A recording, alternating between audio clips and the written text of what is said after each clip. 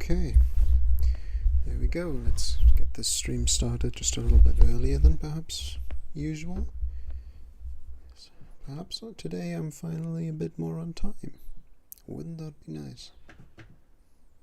Yeah, it would be. Seems to be. Anyway, let's go right over into Art View. Okay. So. Everything seems to be working fine. No technical issues to start with. Wonderful. Okay. First of all, happy Easter to any and everybody who celebrates it, and also to those who don't, because tough. Anyway, last time, I'll just zoom out here.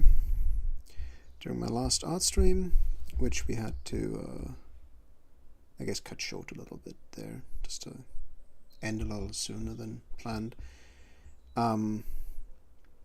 We did some more work on this Aeron inspired piece. If anybody watches this and is unsure of what Aeron is, I'm pretty sure by now it probably has like 10 million views or something on YouTube. Probably. It's been unstoppable, but it's about a song. It's about a music video, and more specifically the performance, I guess, that is delivered in it, by the artist Aeron Gill, or just I believe he's just Ren, R-E-N on YouTube, and I recommend to everybody who wants to have a bit more of an understanding of this piece, and I guess, no, you know what, anybody, it doesn't even matter if you care about my art or not, take a look at that Aeron video. It's quite something. Anyway, what we will do in this session, in this particular stream, is, because it will be a 4-hour stream again, from now 4 p.m. CET to 8 p.m. CET, and in the first 2 hours we will be continuing to work on this, probably just add another figure into it, because there'll be, in the end, I think, 4 to 5 additional figures to the main character, and once we've roughly figured out those, I guess, the overall composition, I might also add a bit more stuff. I'll just use the mouse cursor to show it. Once I've figured out sort of what everything down here is, basically, if I just briefly zoom that out, once I figured everything down here out, and the character's outfit and the facial expressions and stuff like that, then I'll take another quick look at what's up here, if I'm going to define that at all, or if that, I'm thinking the top will probably just be some sort of, I guess, some sort of bright white light. Let's just, say that 5 times quick. But I'm thinking that will be the best choice for it right now.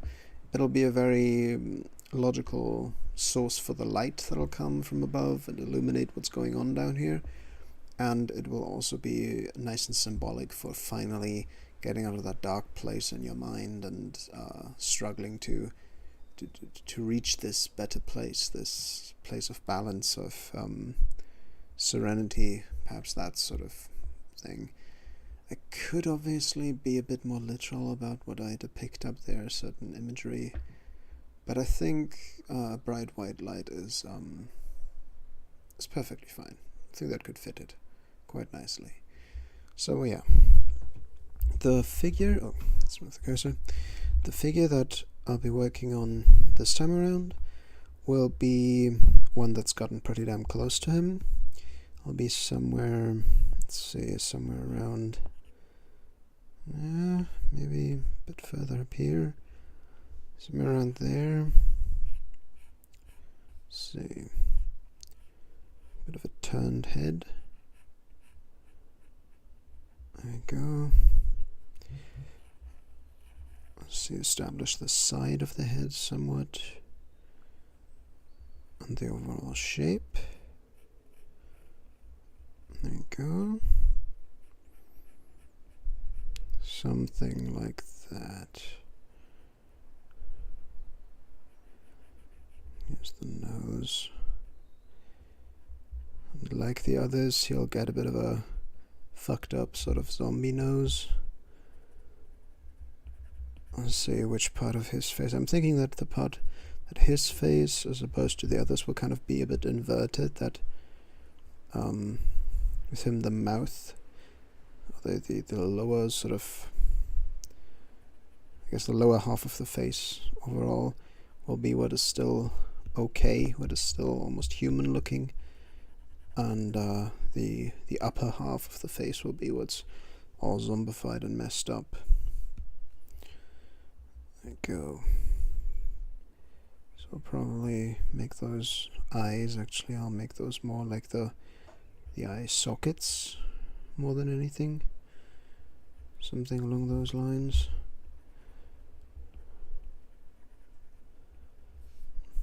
I do need to practice how to draw skulls a bit more. Focus too much on living people. Sentence I didn't think I'd say, but yeah, but I think it kind of gets the message across. Go.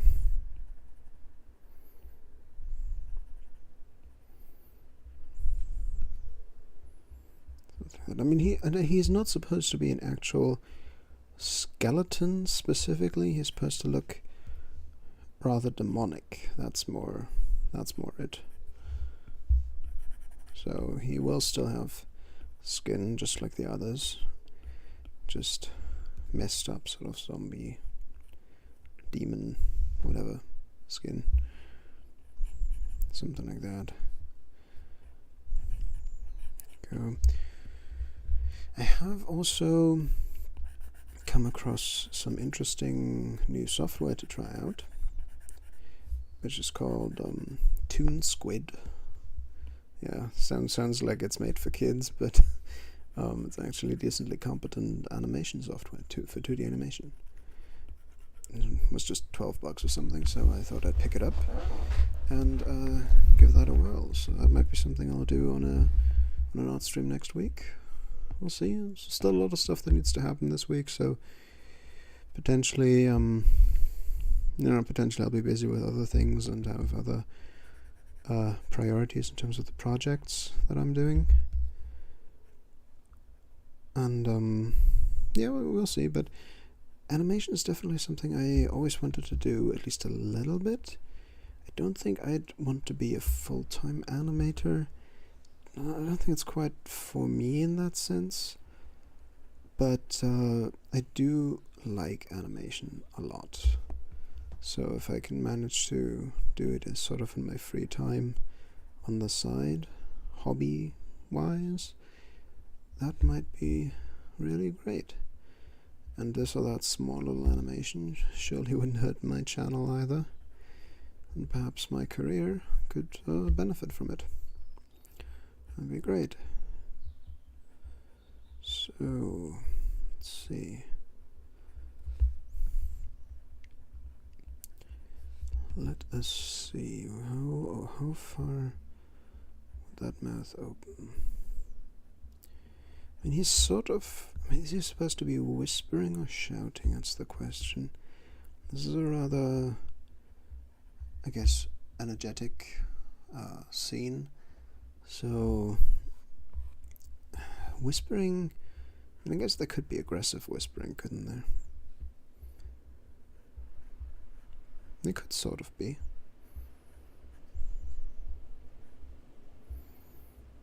Maybe. Well, we'll see. Don't think I want to open up the mouth too far, though.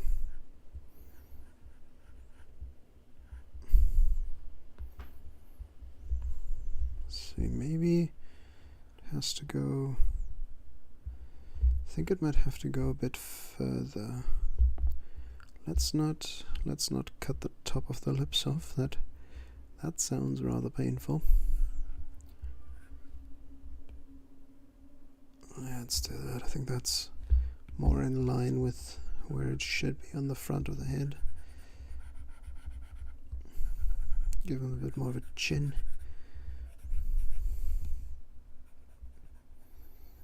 Make that a bit more bony here.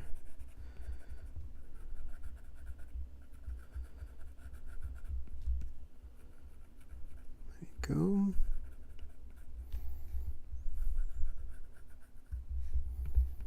There's some rather harsh, I guess, harsh edges. If the bones are more are protruding more here. We'll see.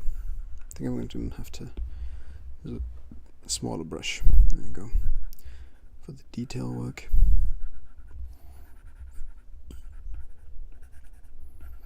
Alright.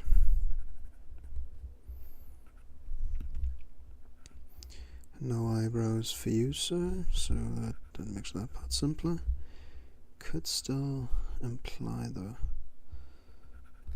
ridge here, though.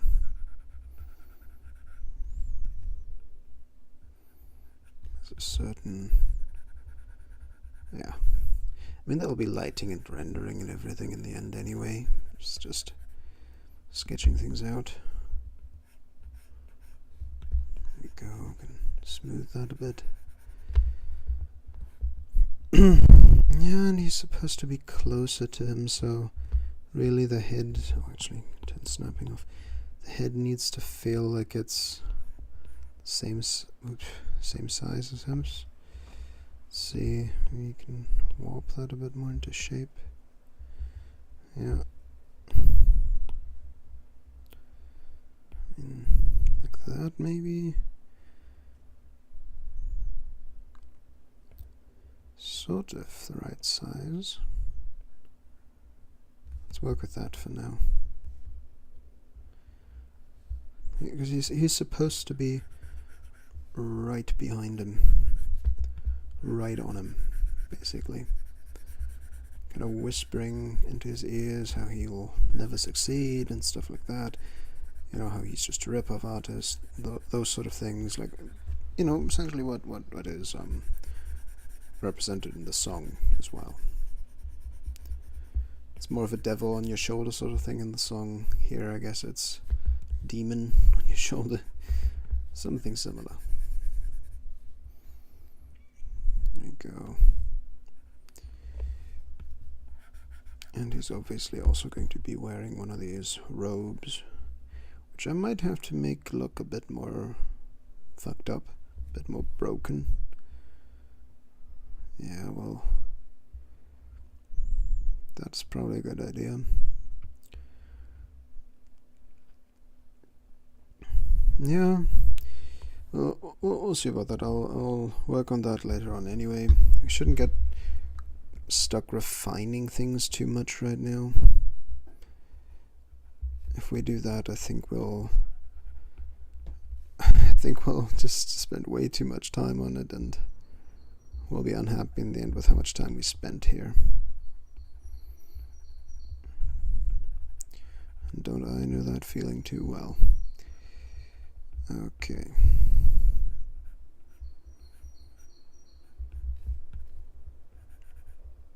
There you go. Maybe that's what's kind of putting me off, is that this doesn't quite feel right.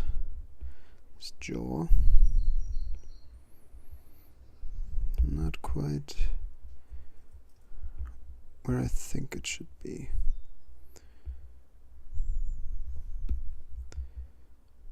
There.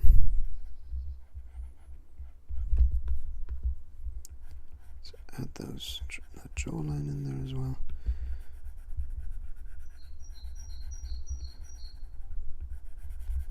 Yeah, like that. Okay. Now somewhere here is where the ears would start.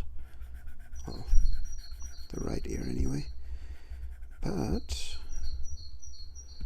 we'll also have the hood being around there. So let's start on that hood.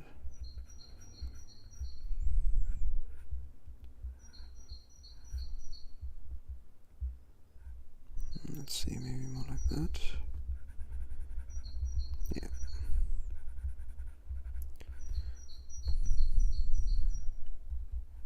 Yeah, in the final version I think I'm definitely going to break this hood, this robe, on all of these monsters so that it looks really messed up and old and broken.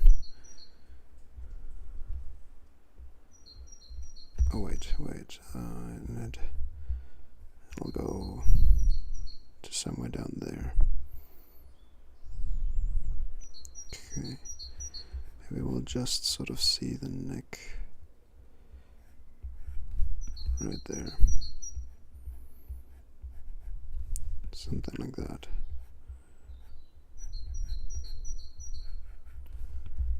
Okay. Yeah, I've got to watch out. This sort of has to line up with the mouth. Should. Oops. There we go.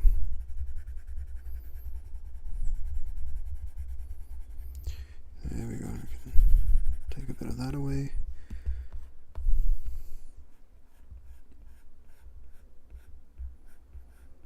Let's imply some folds. There we go.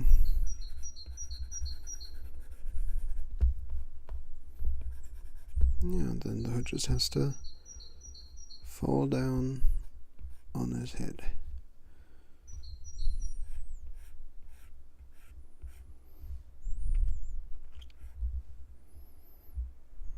Okay, so there will be this part of the hood that is sort of, well, part of the outfit, but yeah, lower section of the hood that is sort of ballooning outward almost, like that. And we won't be able to see beyond it here because he's supposed to be right behind Ren, right there. Yeah. Actually, I'm thinking maybe this whole thing is sort of shoved upwards. I don't know, it's not quite sort of like that, maybe. Shoved up like that.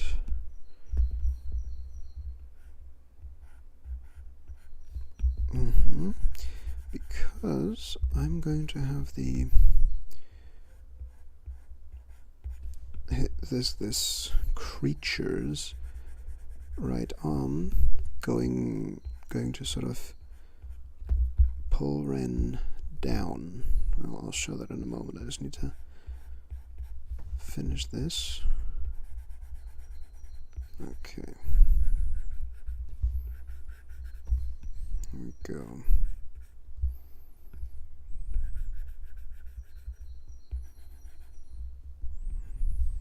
Okay. Yeah, something like that. To imply perhaps perhaps with this guy the neck's actually fairly alright. And you get a certain hint of the muscles.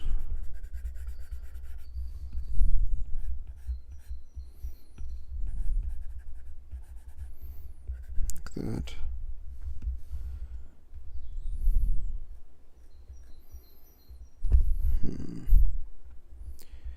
Maybe more like this. Yeah. Okay. Come on. Let's quickly clean the hood up just a bit. It doesn't look so weirdly see-through. Yeah, maybe it doesn't have to be a very strong fold. Okay. Yeah, and I guess this one would be the only one so far without any kind of hair on top, because the upper part of his head is so fucked up. Yeah, maybe. That's fine. That's okay. There we go. Alright. Maybe it kind of have to get rid of a bit of the regularity and the repetition in it. The pattern here, at least a little bit of it. There we go.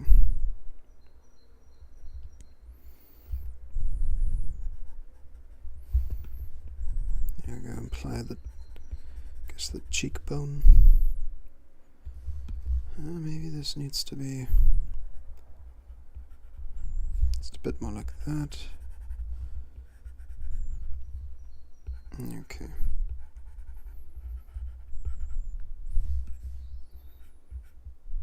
There we go.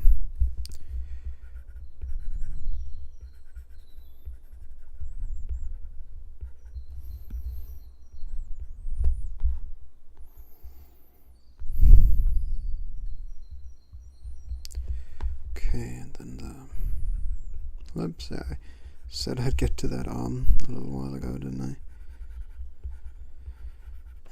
Okay, so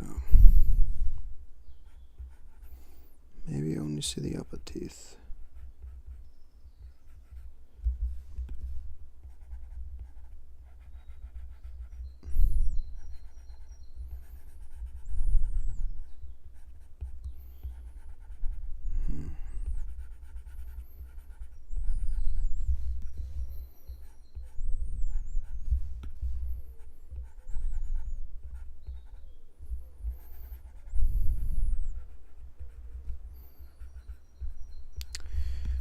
Okay, just the lip a little bit. There we go, it's better. Yeah, it's a bunch more clean, clear.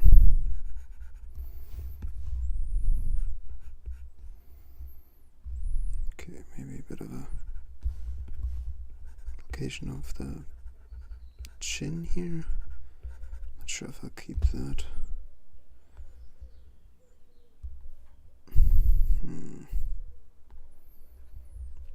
I don't know, maybe this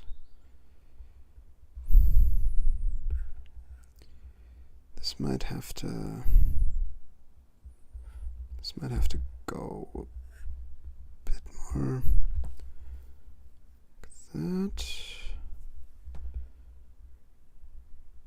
Yeah, I don't know, sometimes these odd angles with the jaw, I need to practice more figure drawing on it. To practice more, find more references for these angles. Not so sure about this one. Oh yeah. Okay, so maybe the hood would, it would have to come around here.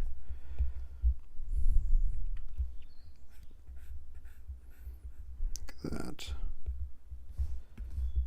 With rendering we can apply more clearly the kind of roundness of it here, but not right now. Okay, let's clean up that outer line. Here we go. I guess he'll just be sort of a bald zombie looking dude, monster, demon, whatever he prefers.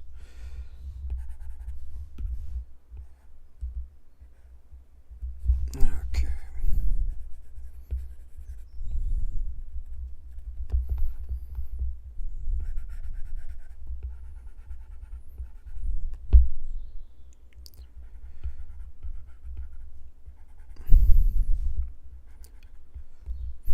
Yeah, see that?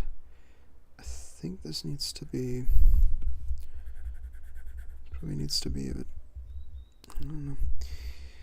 The eyes are a bit close together, aren't they?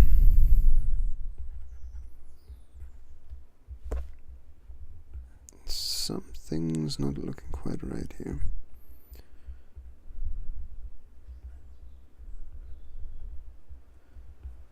Like this, maybe.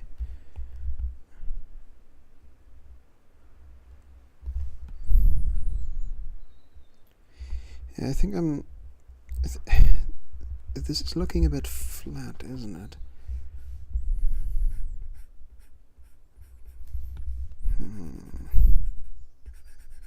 How to fix that?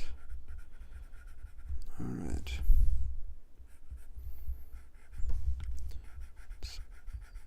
Edit that cheekbone a bit. It felt like it was sticking out too much in the end.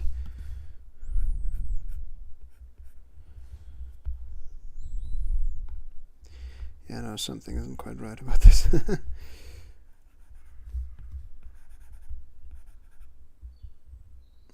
Perhaps that's already progress.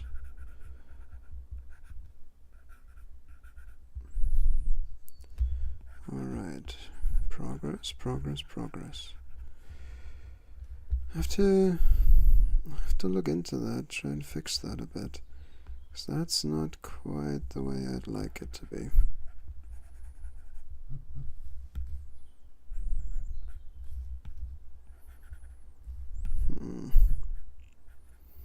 Yeah, not quite.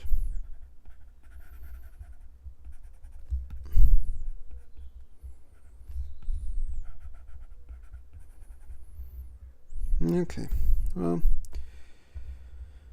oh well. So the head shape could maybe use some adjusting.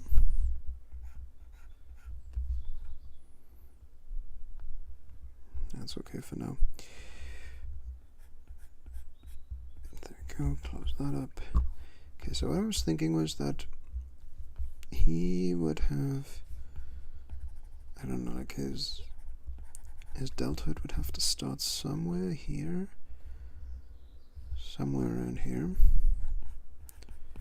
Have to be here. So be very vague about this. And then his arm could go over his, like he's sort of, I guess, sort of hugging almost around Ren. Yeah, okay, so maybe like that, yeah. It's got a bit of a larger eraser. Can get rid of this stuff very quickly. There we go. Now he can have his arm going to a similar level, maybe slightly above Ren's elbow, because they're at a very similar height right now. And he'd have his arm here sort of hanging on to him, not letting go. Let's see.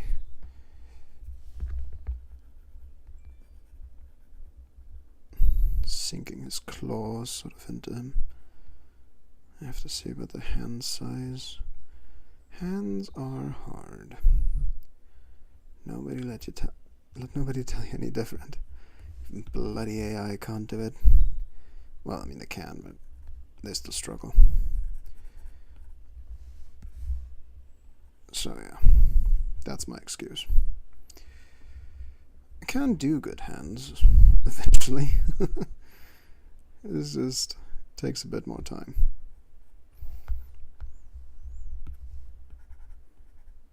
Alright.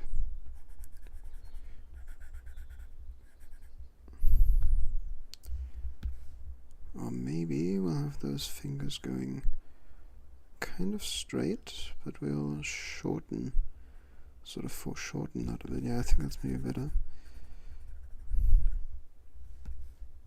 Or maybe we'll, yeah, we'll have it sort of, yeah, he's clawing into the shirt perhaps. Look at that, like that could be something. He's scratching into the shirt. That looks okay.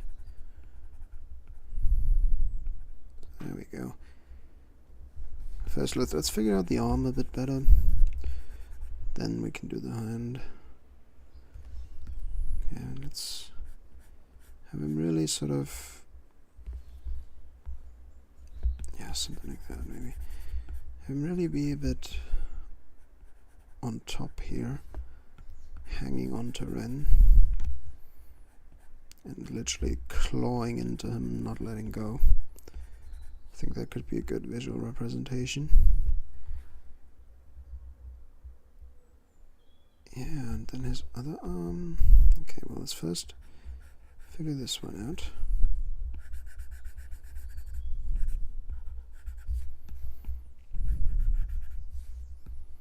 Let's see, the muscle.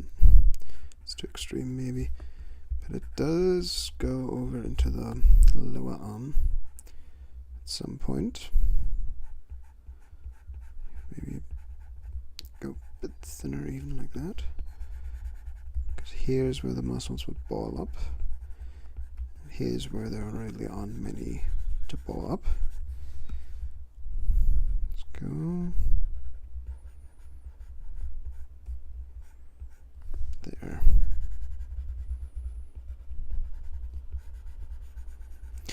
Though actually I don't need to focus too much on the lower part, because the robe will obviously be hanging and sort of, let's see, we'll create these folds. They should probably be larger, really, fairly large and open folds like that, because it's a loose robe. Like that. Long, sort of sagging folds here. Like that. Maybe not even getting that close to the arm at all. And mostly just sort of, so you know what, could be that even mostly. Okay, this is a bit of a mess. Let's clean that up just a bit. Yeah, if we go similar to the other robes, then I think it has to be very loose. That, or maybe sort of where the arm is. There. Yeah, something like that. Looks about right.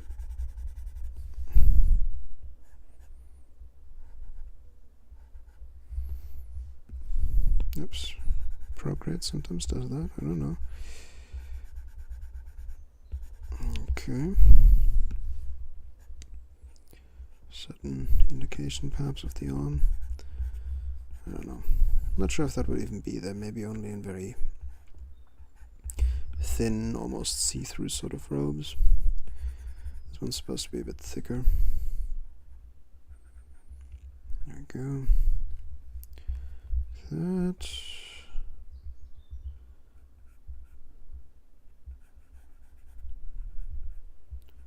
This one reach a bit higher up.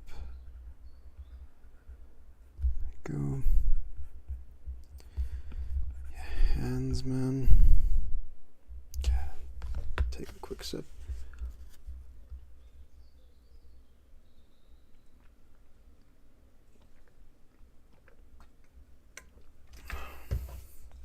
Man, hands. Insightful commentary, I know, but it's also true. It's so very true. Okay, so maybe actually he started. Maybe there's sort of a little bit of a. Yeah, a little bit of a trail. Like he started scratching sort of up there.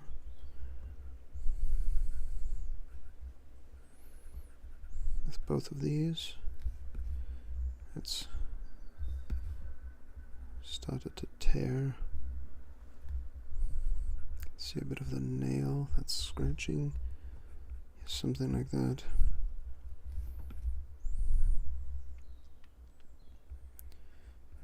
Yeah, now it's kind of really torn apart there, yeah.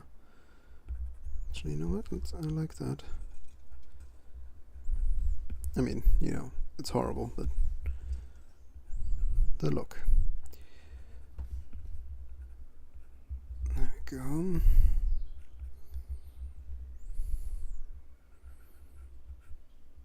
Directly sinking into the flesh right next to it. Let's see.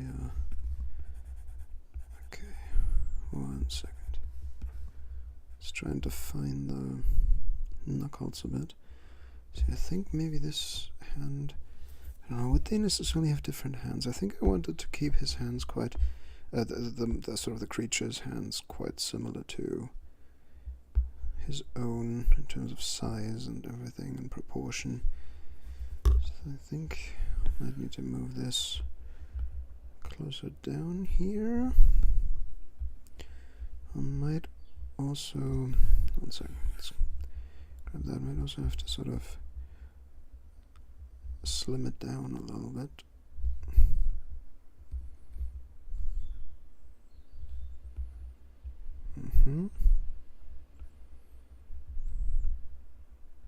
Okay. Like that. Oh no, that's okay. There we go.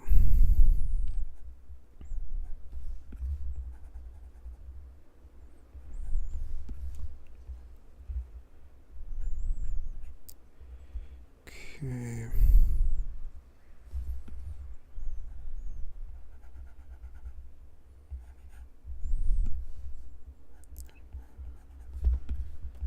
Goes defend that muscle a little bit. I don't know, it's if I hold my hand out sort of, which you can't see because I don't use the camera, but if I try and mimic that kind of, I guess the kind of shape of the hand that I'm imagining with my hand a little bit, I do think that I need to add a bit more of a curve into the thumb. Just the way it would turn, the nail would be sort of visible up here, so it'd have a bump there where the joint is. Oops. Smaller razor. Something like that.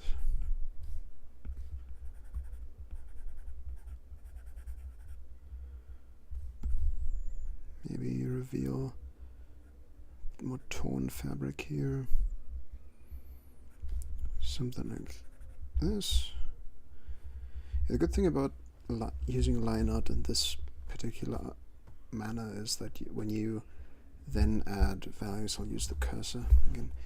When you add values here into where the figure is, you will essentially be able to add wounds or scratches or perhaps even some sort of, I mean, you could even do it with shading technically. It depends on if you use, well, you know, it can get a bit more complicated, but you could certainly start to have very modular and editable non-destructive drawings that way, where you can say, okay, maybe this guy who's whispering into his ears, maybe he just doesn't work for me, maybe I don't want him there, and you can just remove him, as well as the wounds on the shirt, as well as sort of whatever influence he had on the main character, because the way you drew it, all that he is, including what he did to the main character, is all in his layer group.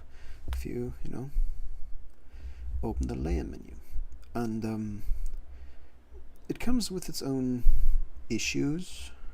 It's not like a one-size-fits-all perfect solution, but it can certainly be an interesting way to work if you're not entirely sure yet how the composition is supposed to go and how, I guess, how many characters you want and everything. You can remove parts of it quite easily and create a modular piece in the end, and it do seem to instinctively work that way. I just kind of got used to it. It might not be the best habit in the end to just default to it, but I think it works here. It can also be great if you want to do this piece as a piece with two different versions, I think. So you could have one version where maybe even with some animation he could get dragged down by all these creatures. He could sort of be I guess losing the fight, maybe. That could be something. And then he just sort of vanishes down into the to the depths of hell or something like that. Insert your analogy, I guess.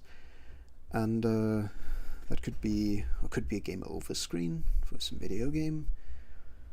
And it would be fairly simple to animate, really, if you can easily pick individual parts of the drawing out. You know, if you can just say, nope, actually that didn't happen, or you know, or it can suddenly pop in if you maybe lose another life in a game. Suddenly you get this I guess temporary game over screen, and eventually when all your lives are used up, then all these ghouls are there and you get dragged down, and you know, I don't know, have to delete your save or something like that, and a bit more of a hardcore game could be something that you do. And at the same time, with the whole thing of the injuries, so this whole tearing up of the shirt and everything, with that being on a separate layer, you can also obviously make that go away. Like if he was healed and you achieved something and you got rid of one of these creatures, you could quite easily just kind of make him go away, just like that. No, I think I'm going to keep working like that. Eventually I think I'm going to keep all the, I guess, ghouls or demons or whatever line art, all the lines for them on one layer, because it's a bit more manageable, a bit less chaotic that way. But I could keep them in a group. It depends. The thing is, okay, something I could show you, for example, if you don't know this about Procreate, you can go here into this menu, the actions menu, click canvas information. It can sometimes take a little while. You can sign it, it's the name of the file, when you created it, when you last modified it and whatnot, all kinds of information about the file. You can't edit that here, but you get all this information. Like, for example, also maximum layers, layers used, and layers available. This means I can still add 26 layers, and it then I couldn't anymore. Then I'd have to start deleting some to make room. And it you can get there very quickly if you don't watch out. That's really, really easy to do, at least for somebody like me working in this way. But yeah, it has its advantages to use that many layers too. The modularity, the non-destructive workflow. I think it's a good idea for a lot of drawings, especially for beginners. At the same time, you might also sometimes just have to dive in and just work on one layer, just do it all there, and just live with your mistakes, even though it's digital and you could technically do something about it. Sometimes that's a good idea. Obviously not for client work, right? If somebody wants their product in like 3 days and you just kind of wasted time, that doesn't make you a particularly good artist then. But it can help when you practice that way. Okay, let's see, I think I can maybe... I just saw something with this mouth that maybe if I move it a little bit more like that, this way, I think that's better than before. I'd say so. A little bit.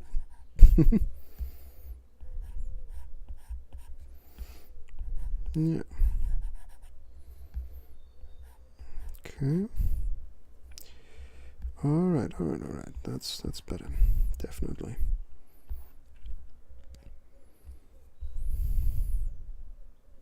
Good. Okay. So he's almost done, actually, I'd say. I think we made good time with this one. There's not too much left.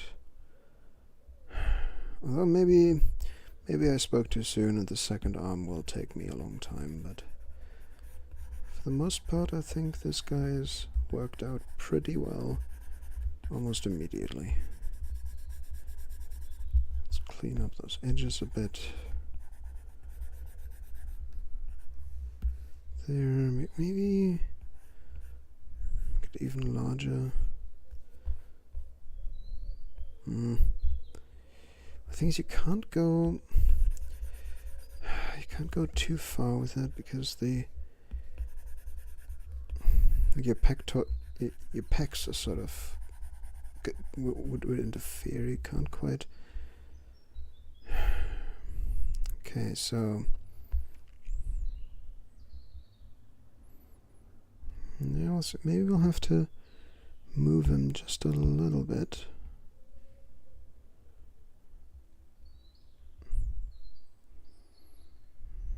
Like that.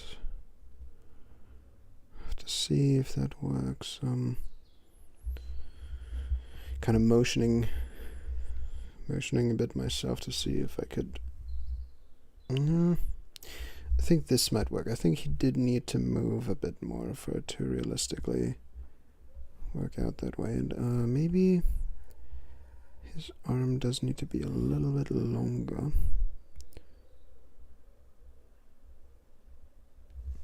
Yeah, I'd say that works.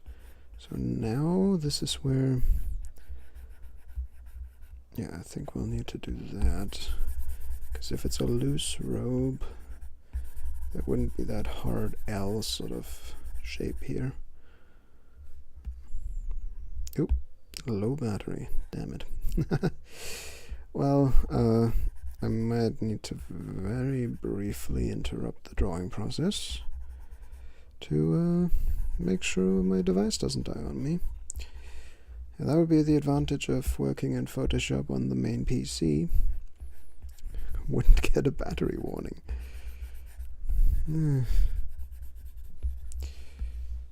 I just enjoy working on Procreate so much. No technical issues here. It's just a breeze. I wish it was that way in Photoshop. Not sure why it hates my XP pen device. But there's good news that I might be able to get my hands on a really good Wacom device soon.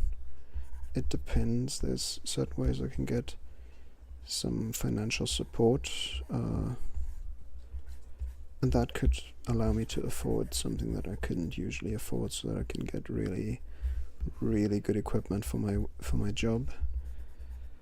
Hopefully not have any more technical issues along the way. That would be really quite nice. There we go.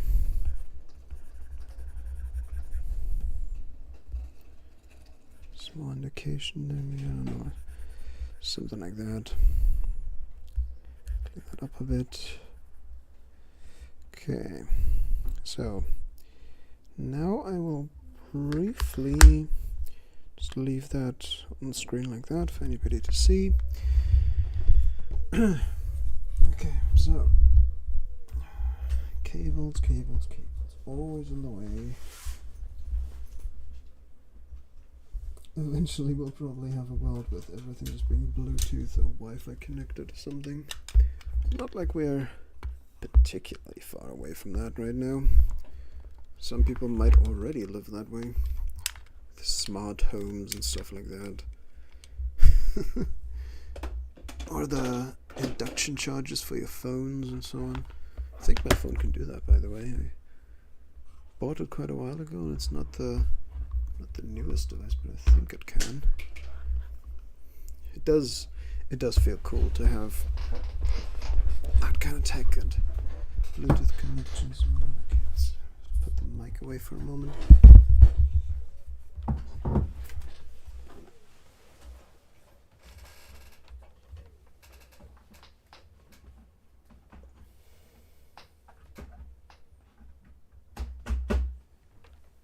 First try.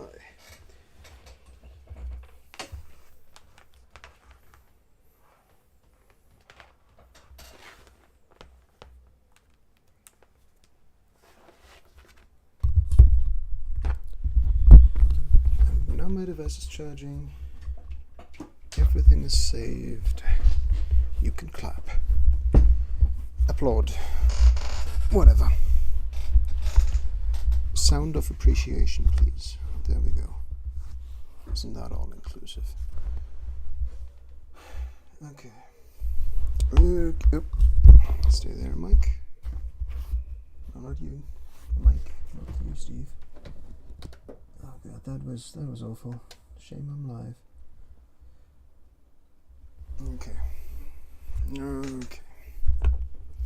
So for the next hour, we'll still be working on this piece, and then there's a short 10-minute or so break in the middle, and then we'll work on on another project of mine that I'm currently brainstorming ideas for. It will likely only be a sort of sketch piece in the end.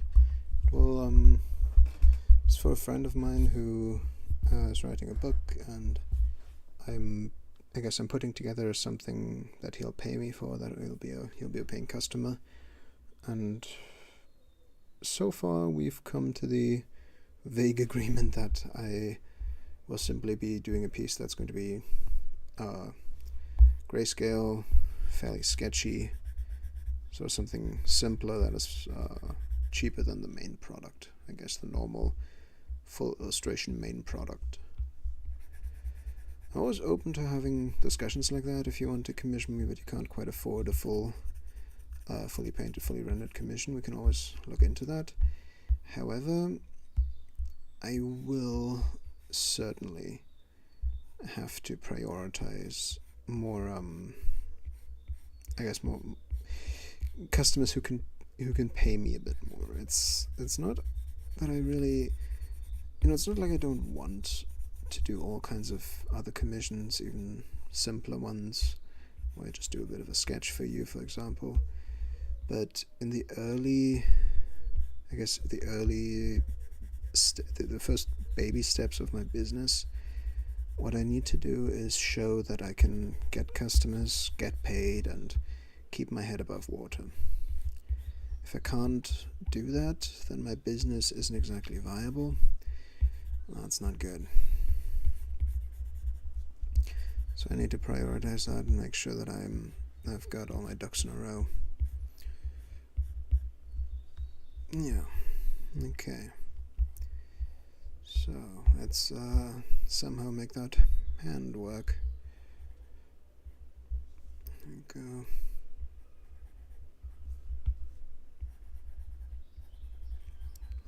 Leave it a bit more vague at first. There we go. Try the fourth finger. I think we'll have to, do that. Here. To imply that there's a joint there, and then the front here. Let's see. This one perhaps a bit too close. Something like that.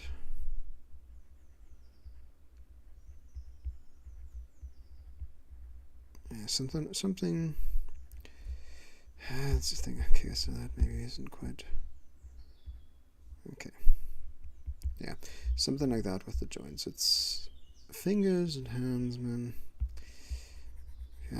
If you've tried to learn how to draw them, you'll know exactly what the problem is here. Okay, let's also add in the little finger at the end. It's also scratching into the shirt. Okay. Something like that.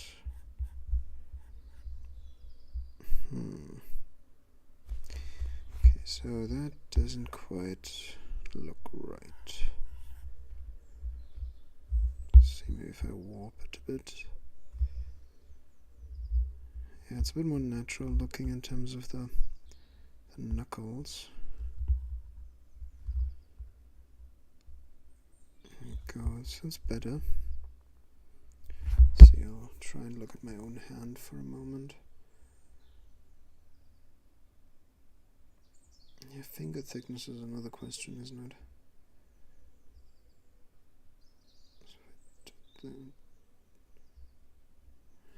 also, I think this will have to come down a little more. Oops. That maybe. Because your thumb should reach up to, like if I'll use the cursor, your thumb should reach roughly up to this first joint, which maybe actually, you know what, it kind of has to be a bit lower than the ring finger next to it, because it is noticeably shorter. If you look at the back of your own hand, like if you look flat at your own hand, then the what's it? Your knuckles might look kind of like this, you know, a fairly gentle sort of curve, but the fingers are actually quite crass in terms of their the position that they're that the joints of these joints are at. So yeah, what am I doing here? There we go. And the little finger is quite significantly lower than any of the others. So, you know, if you imagine these as fingers really tightly packed together, you know, like this, and here's the thumb somewhere. The thumb is supposed to reach to somewhere up here, and that, and you can see this, you know, this kind of, oops, more sort of left-leaning mountain, almost, you know, if you think of mountains like that. But it's very clear in the middle of the fingers with the joints, and in at the top, you know, that same pattern sort of repeats at the top, something like that. But at the bottom, it's a lot more, I guess, smooth, like this. It looks a bit more smooth. Maybe my hand's just fucked up, but it looks a lot more smooth, and it doesn't seem like they're so far apart at all with the knuckles. But with the actual finger joints later on down the line, they are certainly very different spots from one another. Very noticeable. And if in your hands that you draw these middle joints that I just pointed out with circles here, these guys, if I use my cursor to show it, if they are all aligned, literally just you're looking down at your hand in a kind of bird's eye view, top down view, and they're all straight in a line just from here to here, yeah, that's what's wrong. That real hands don't look like that. Obviously in cartoons, you know, up to you, but yeah. Okay, so something like that. Okay, we'll apply this a little bit. Let's see. Okay, and here. Yeah, but that hand's alright. Not the best I've ever drawn, but it doesn't have to be in the sketching phase. We might actually immediately get to work a bit more in proportions. Oops. A bit more like that.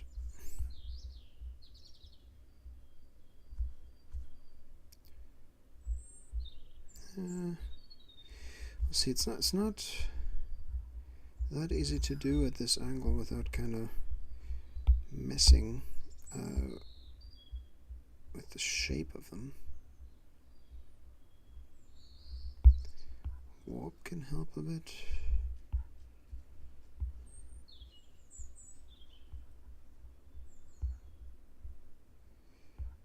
Yeah. I'll see. That's it's okay for now. Okay, so let's quickly fix the hood up there. it should be a little stretched. And then you see the shoulder going along there. This is roughly where, yeah, the other deltoid would have to be somewhere here. So let's just roughly sketch that out. Here's the, maybe his arm could go up there. And he's supposed to be sort of, you know, wrapping his arms around Ren, around the main character. Let's get the larger eraser again. Yeah, maybe his arms actually sort of meet in the middle, more or less, and scratch away at him in different directions. That could be something. The drumstick shape of the lower arm, at least as long as there's muscle on it. There we go. Alright.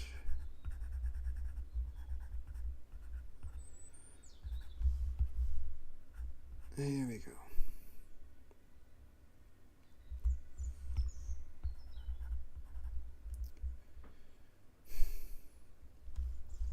Maybe it's already started to... actually, you know what? With the somewhat thicker robe, it might even pop out like that. We'll see. We'll see. We'll leave that loose for now. But yeah, his arm would come around the other side. From the back, wrap around here to give him a hold of for this guy. Okay, let's also maybe make sure that our this ghost or ghoul sort of has this. Actually, you know what? His cloak would actually cover up the other guy. That's actually interesting. So I could get rid of some of the other guy with this guy's dangling cloak. Huh. His robe. Think about his pectoralis sort of roughly being there. Let's briefly sketch that out. We can still easily remove that. Roughly being there.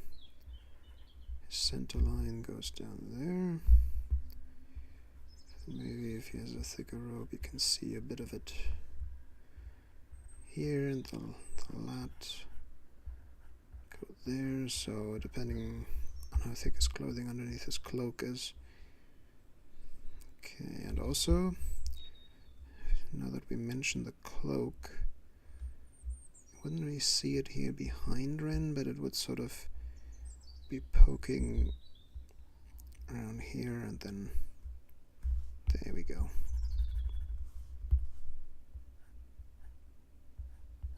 Come around there. Be sort of barely visible there. Now he has a cloak. You can see a little bit of him. Actually, no, you wouldn't see that. I'm being an idiot. You would only see this little bit here. I mean, obviously, the entire area behind Ren here would obviously be filled out by him, but I think you get what I mean. Okay.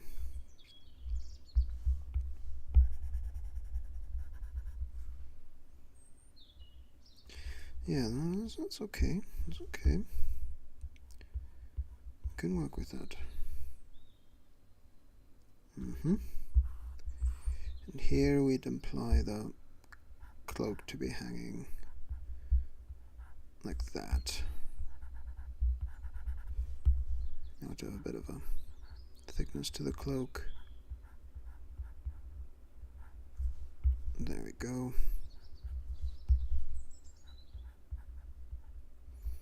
And that stops here at his neck.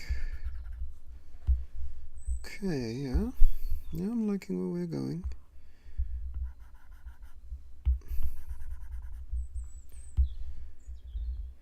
Okay, so if his arms roughly meet here, that's where the other hand begins, then I think we have some alright proportions.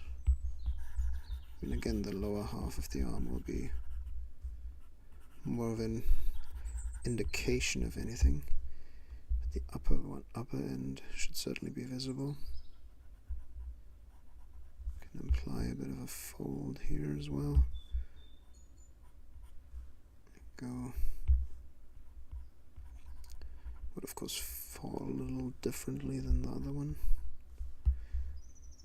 Okay. Open the robe a bit. That. Come on. Yeah. See, that's looking good.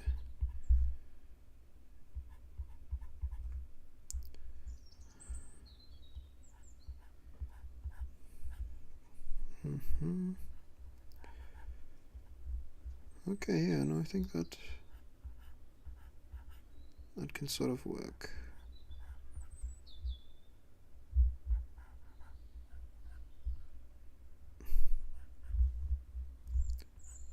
Yeah, clothing is a whole nother thing. I mean, you essentially, it's weird. You learn anatomy to draw people, but then clothing is kind of an alien thing, an alien component of that person that you're drawing, and it requires you to almost learn more anatomy, but this time the anatomy of clothing.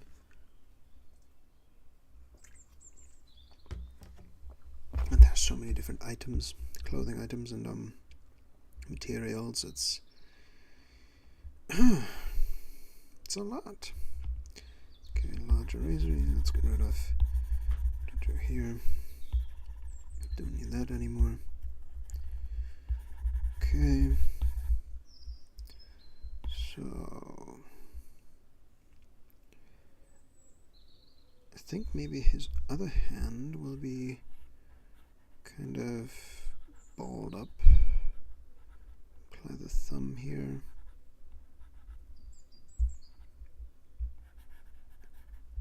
Have to keep roughly the same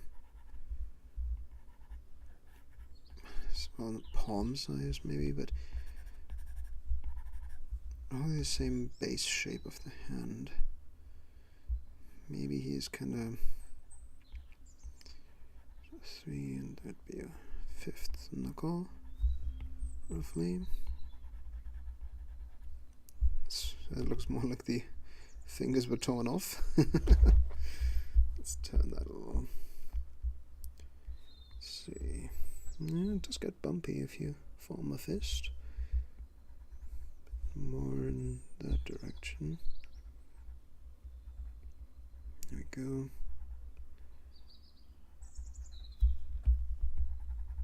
There. Should start to look like a bit of a fist. You know, like that. Bit of a fist.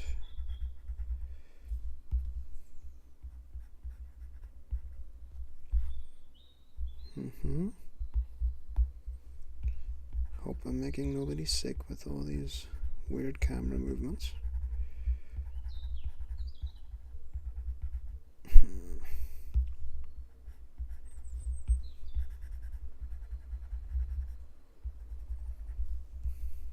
Okay, so thumb. Looking at my own hand right now to try and figure this out. Often your own body can be extremely useful for reference, but obviously if you're trying to draw somebody with the body of a Greek god, odds are you're not going to be suitable references. You're not going to be a suitable reference.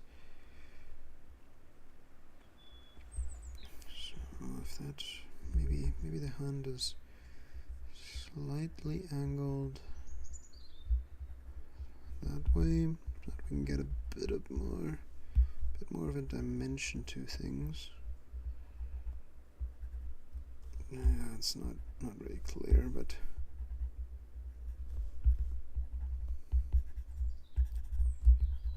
okay.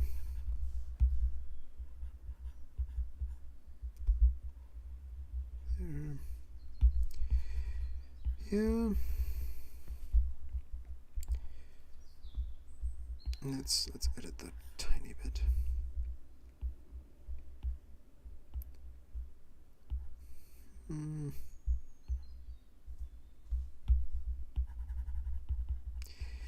I don't know, it's not quite looking the way I thought it would. Smaller eraser. Okay. I think it is recognizable as a fist at this point, but it's not a very good fist yet, is it?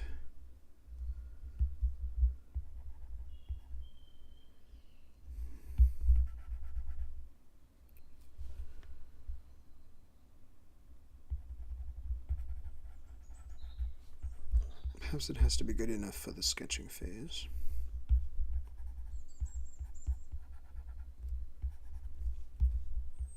It might just have to be.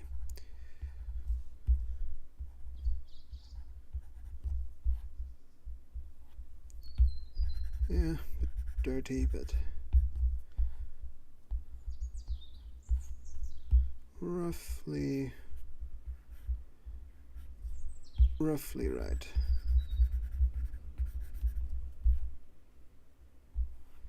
Then here you could have the implication of a sort of torn up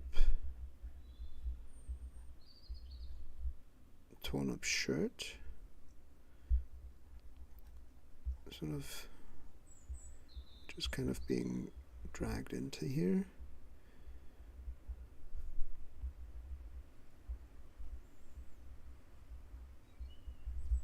Yeah, like that maybe.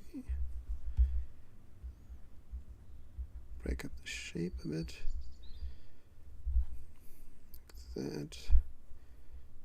And then there'd be sort of injuries leading to the, I guess, where the fingers would have clawed into the body.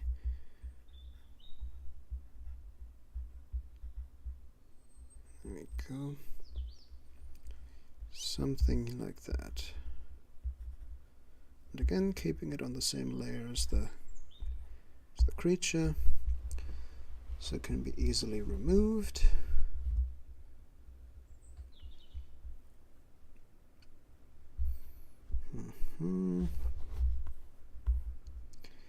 And yeah, and we'll give some slight value indications again. So the sort of messed up skin is supposed to be up here, so we'll add some stuff to smudge around to make it look kind of uneven. Okay, the smudge has to be a bit larger.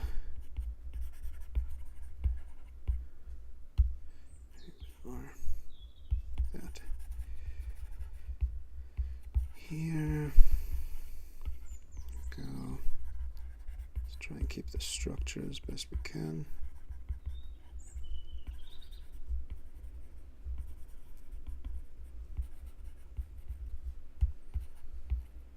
Go and add some other blotches. Make it clear that this is not particularly healthy looking skin.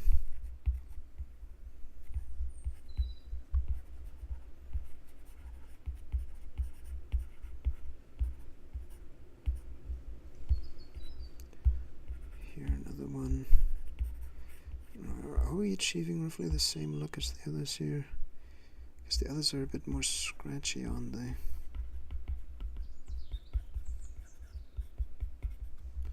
Did I use a smaller smudge for them? It could be.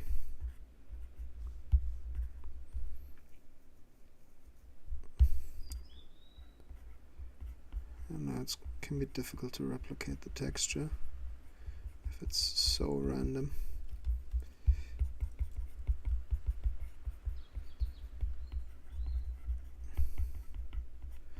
What's important is in the end that he looks very messed up and not in a good place. Maybe it does need these little erased bits to look right, to look properly fucked up.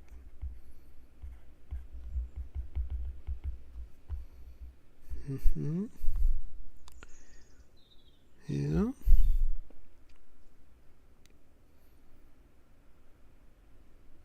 That could be enough.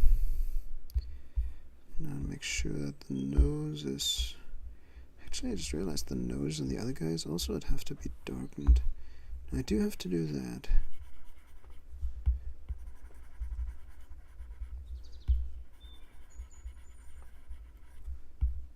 There we go. Okay. So then...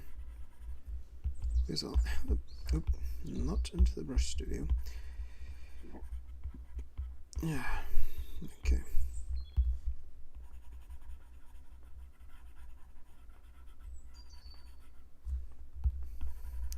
Go the darkness of the empty head. I guess it just implies darkness. There could be something in there. That passes for a brain. Go. And the nose too. It's supposed to be clear that there's a hole here. It's dark in there. Obviously this will be done to the final drawings as well, just in more detail. Let's go to the others. That's that one. Nose has to be darkened as well. There's a bit less detail on this one in general. It might not be that clear anyway. Might just look a bit shaded. The first one here, I have a bit of room to clarify how dark that's supposed to be. There we go.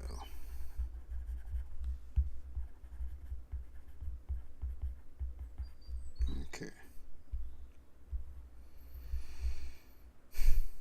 Yeah, nice. Just about a half an hour for this one, so okay, switch the layer. Just be careful. Nothing's worse than spending a while just drawing on the wrong layer. That's awful. Okay.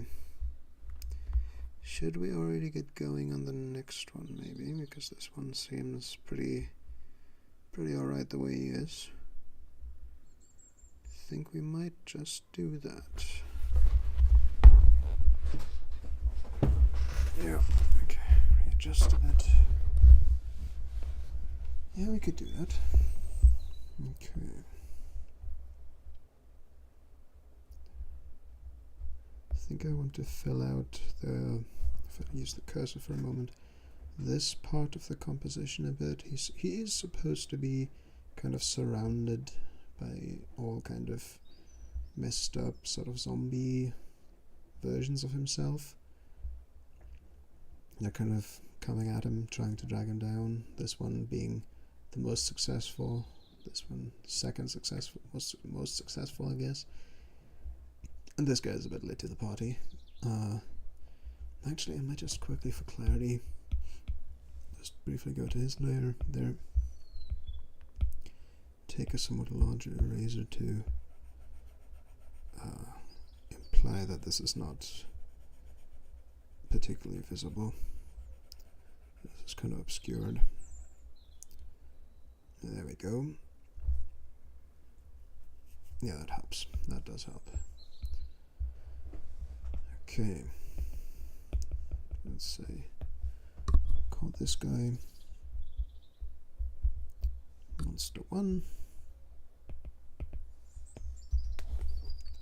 This guy Monster 2. I know, creativity just oozing out of me. Guess what this guy's supposed to be named? Yeah. See, you're smart too. monster 3. Okay, so monster 1, 2, 3. Meet monster 4. He's special. He gets his name right away. Okay, so I think he is supposed to be also fairly close. Maybe he could be he could be similar to monster 2 in the lower left corner here, that he is sort of coming flying at him, sort of lunging at him from the right, maybe. Yeah, maybe.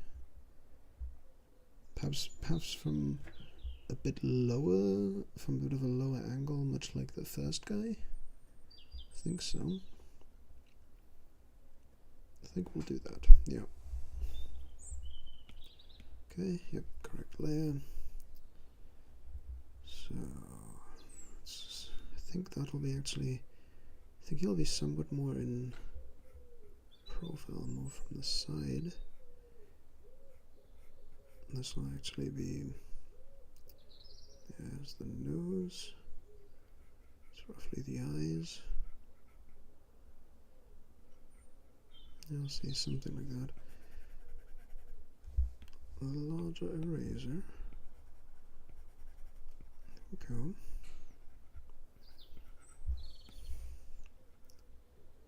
Apply the head shape a little.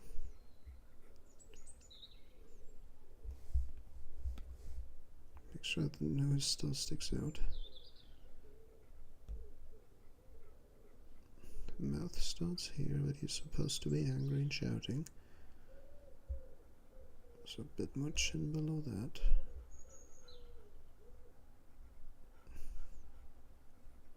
A bit higher than that. Okay.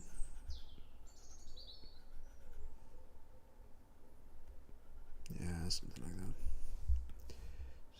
Something like that. Okay. He'll obviously get his own robe and hood and everything, the whole kit, the whole outfit as well.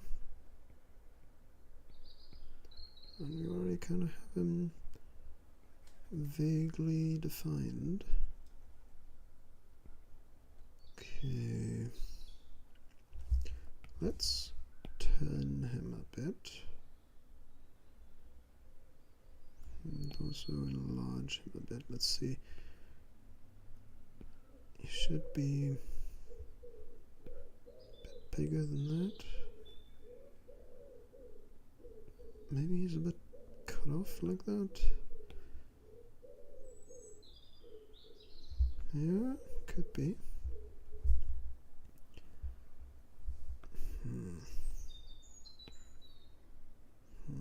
Yeah, if he's looking at it that way, then he could easily already reach Ren, so maybe he just does already reach him.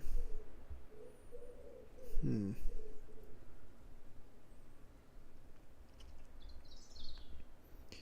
think if I make him smaller and draw him in profile more or less like this, then it kind of seems like he'd be lunging for thin air all the way off in the distance. Like that's Derpy Dan, who's just sort of doing his own thing in the background. Not the right image for that. Not the right kind of painting.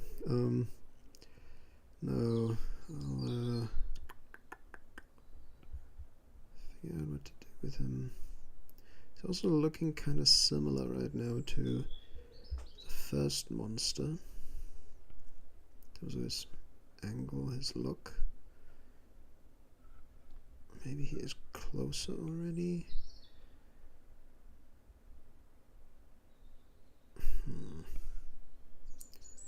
Just want to fill the lower side of this composition a bit. But also he has to kind of look at Ren because everybody's after him. Everybody is supposed to be focusing on him. Sort of everything's leading to him even the light from the top is kind of leading to him because he's kind of, at least his body reaches up the highest. Put the cursor out of the way. So let's see, what is he doing? Maybe he...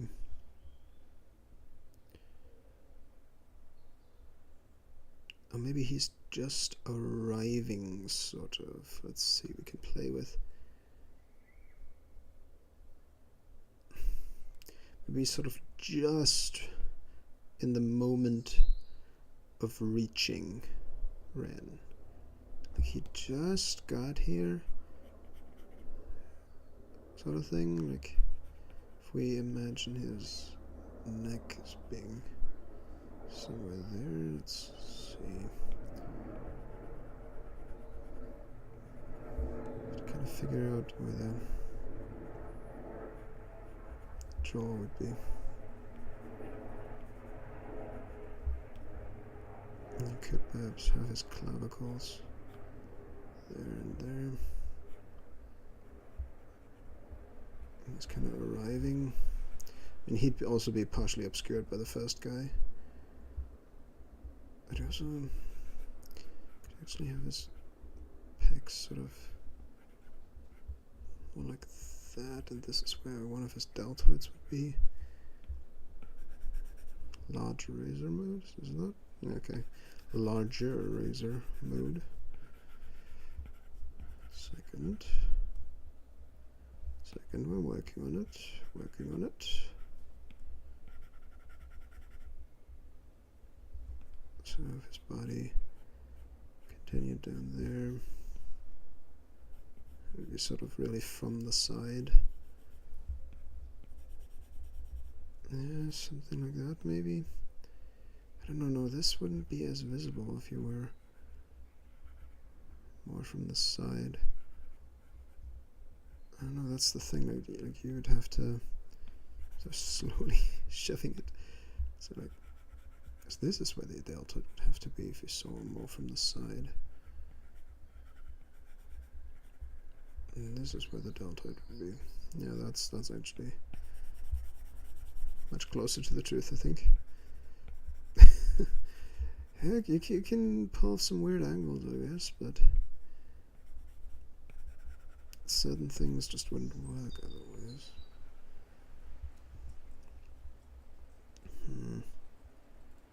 That still looks very derpy.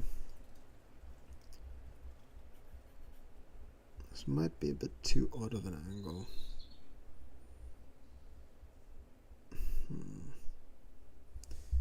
What if the body was actually sort of straining? It was really, yeah, more like that. See, that's kind of what I was thinking a bit more about. Like if we, okay, I'll have to remove that a bit because it deltoid would be more here. I mean, a lot of this you won't see anyway under the robe. He's also supposed to wear in the end. But I think we're getting somewhere.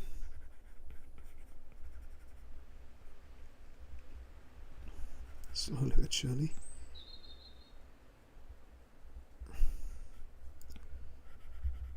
It's hard to commentate when you're thinking that hard about something.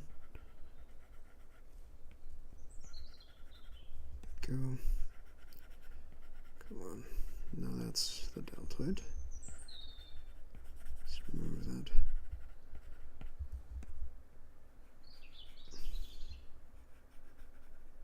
So this is where the pecs split in the middle. Let's see a bit of that going up there.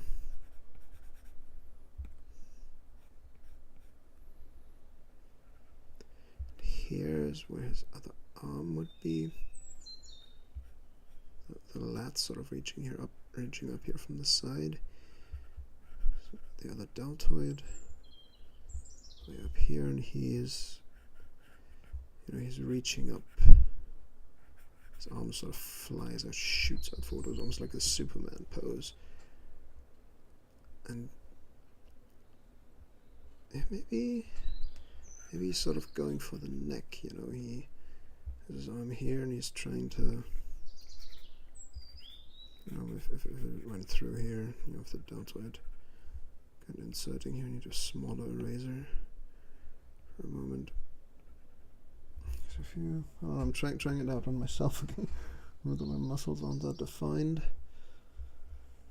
Let's see.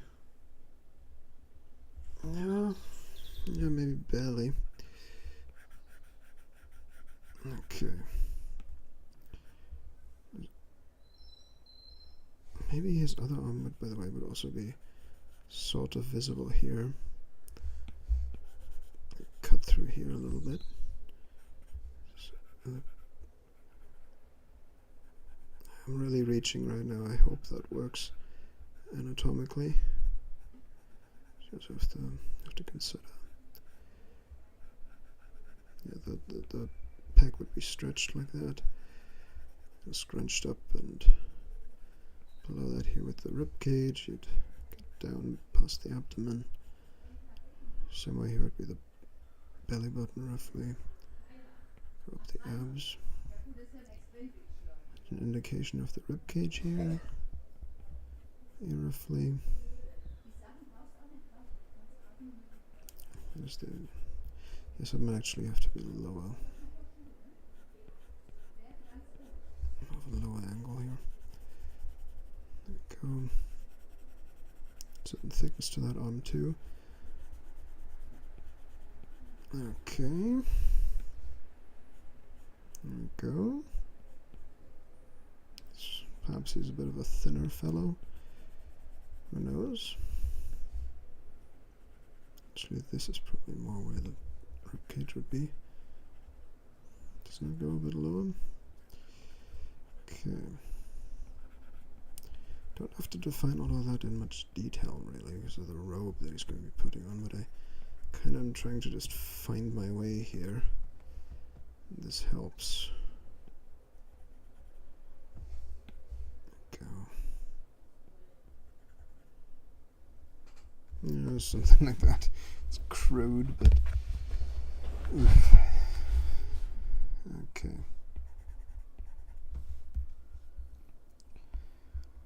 So here he reaches, and his elbow would have to be somewhere around here. Oh, that could be something he's doing. He sort of is grabbing the back.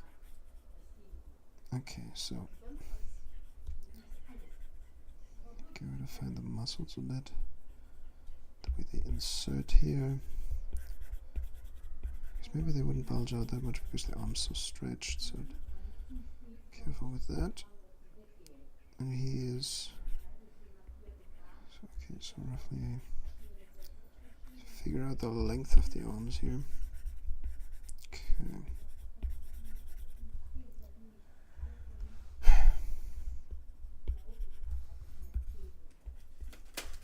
Yep. Jesus. Stuff the windows open. It just blew down some. It just blew down some plastic wrapping I had from some food earlier, and man, that's creepy. Obviously, it makes perfect sense that would happen. I'm not implying ghost activity, but it's this thing. You're busy doing something, you're focusing, and suddenly something rustles behind you. And it just, yeah. Good thing is in my room, the way I'm seated, I can actually just turn my head a little bit, and I have a wardrobe that has, I guess, how do you put that? The front doors of my really rather tall wardrobe are actually mirrors. It's completely just straight up mirrors. If it wasn't so much behind those mirrors, you might actually think, oh, it's actually just really tall mirrors, because you can't even see a handle or anything. I can barely see it. It's a small little reflective metal thing. To to open the wardrobe, and so if I just slightly turn around, I can sort of see if there's anybody behind me. At least a little bit. Not that would help much at that point. A bit late at that point. It's a bit late. Okay. Back to the regularly scheduled programming. Okay, so we're about 20 minutes away from the midway break. When we switch over to... shut up, phone. When we switch over to the other project where I draw, I guess, sort of like think of a Shaolin monk with the typical sort of pointed hat. You'll see it like a farmer's hat. And he's supposed to be meditating on something somewhere in a forest with very large trees, and that's roughly the sort of prompt idea. I already have one version sort of done, one I guess iteration of the scene, one composition. And I'll show that off. I'll show that off after the 10-minute break. Then we'll get right into developing the second version that I've already I've already started that a little bit. It's more sort of a frontal look, very different composition, and we'll finish that hopefully during the remaining time of the stream until 8 p.m. CET. Jeez. Okay. Let's do that. Okay.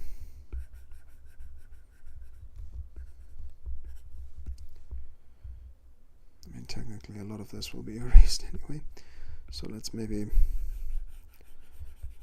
make sure that we realize this all is actually not on in this. Okay, let's go back. This part here, we'll actually keep that. That'll be quite visible. But these here will be hidden behind the main character. Okay, and a bit of that other monster dude. Actually, come on. This will also be quite visible. Maybe, like, if his hand reaches roughly...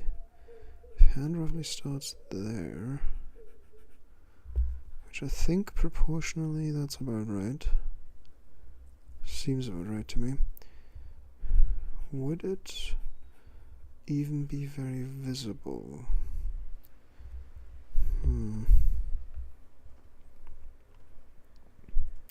Think about it, here's where the thumb would sort of be. He tried to grab him.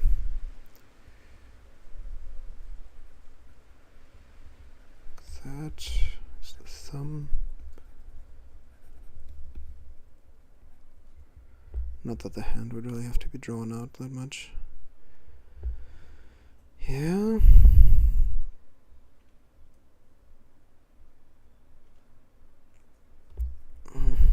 Okay. If we roughly follow that structure that I outlined earlier in the stream, the hand would roughly, the palm would roughly be here. Sort of define a few muscles a little bit. Roughly have a palm. Okay. Try and look at the fingers a bit. It's 1, 2, 3, 4. And the little fifth guy. Something like that.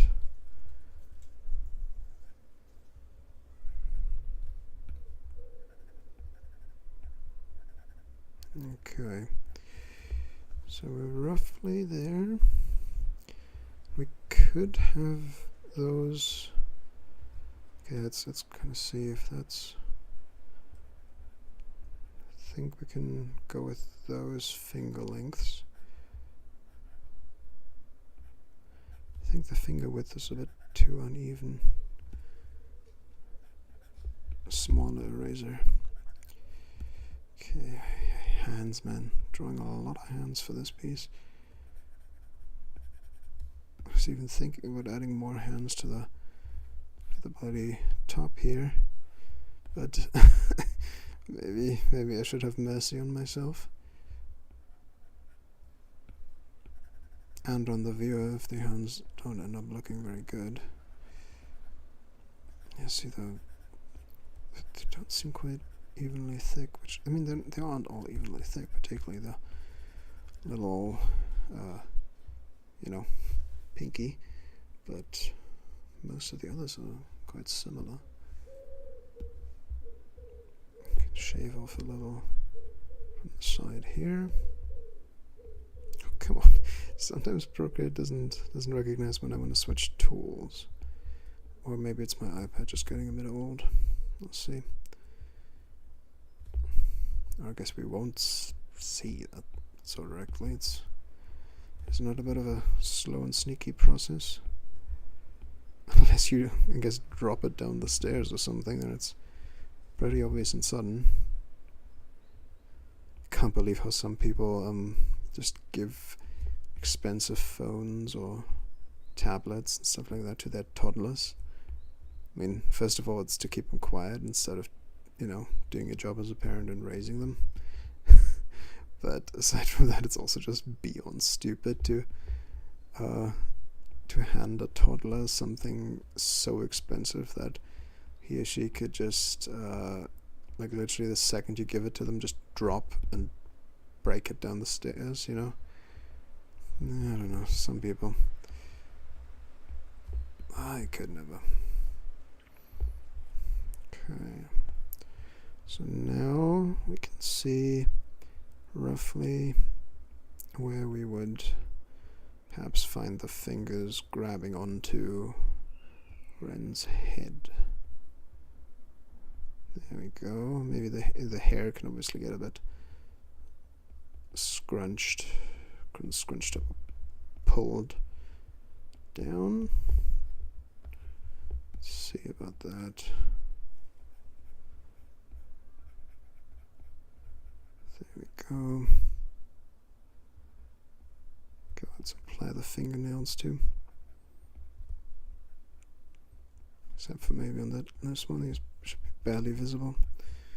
We'll see.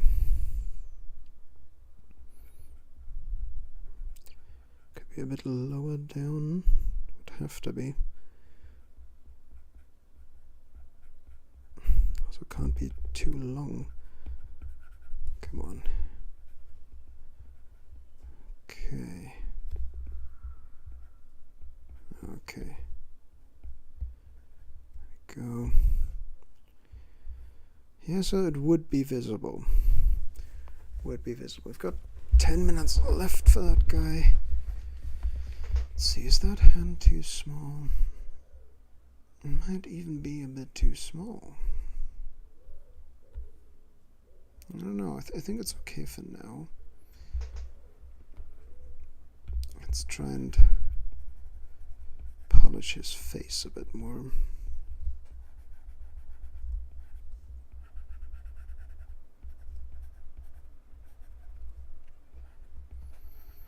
Okay, so what has remained of his face?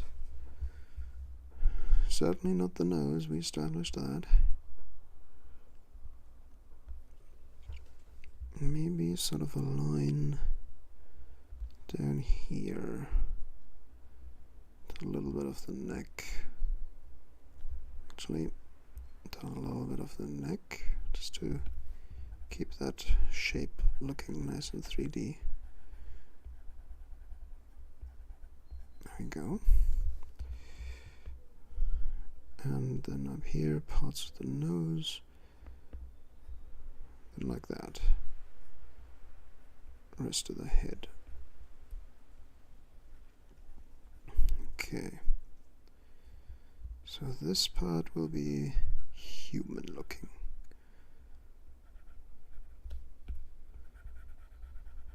There. Relatively human, at least. His eyes fixed on the target. Something like that.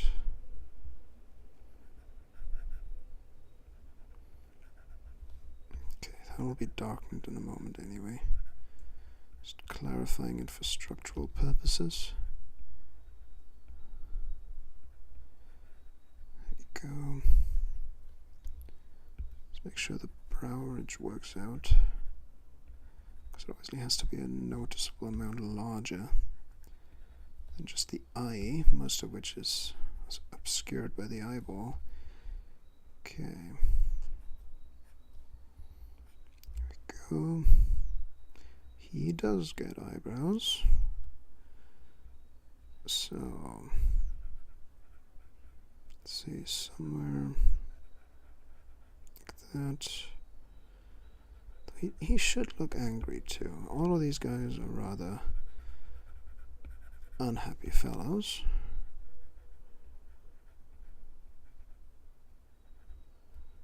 There we go.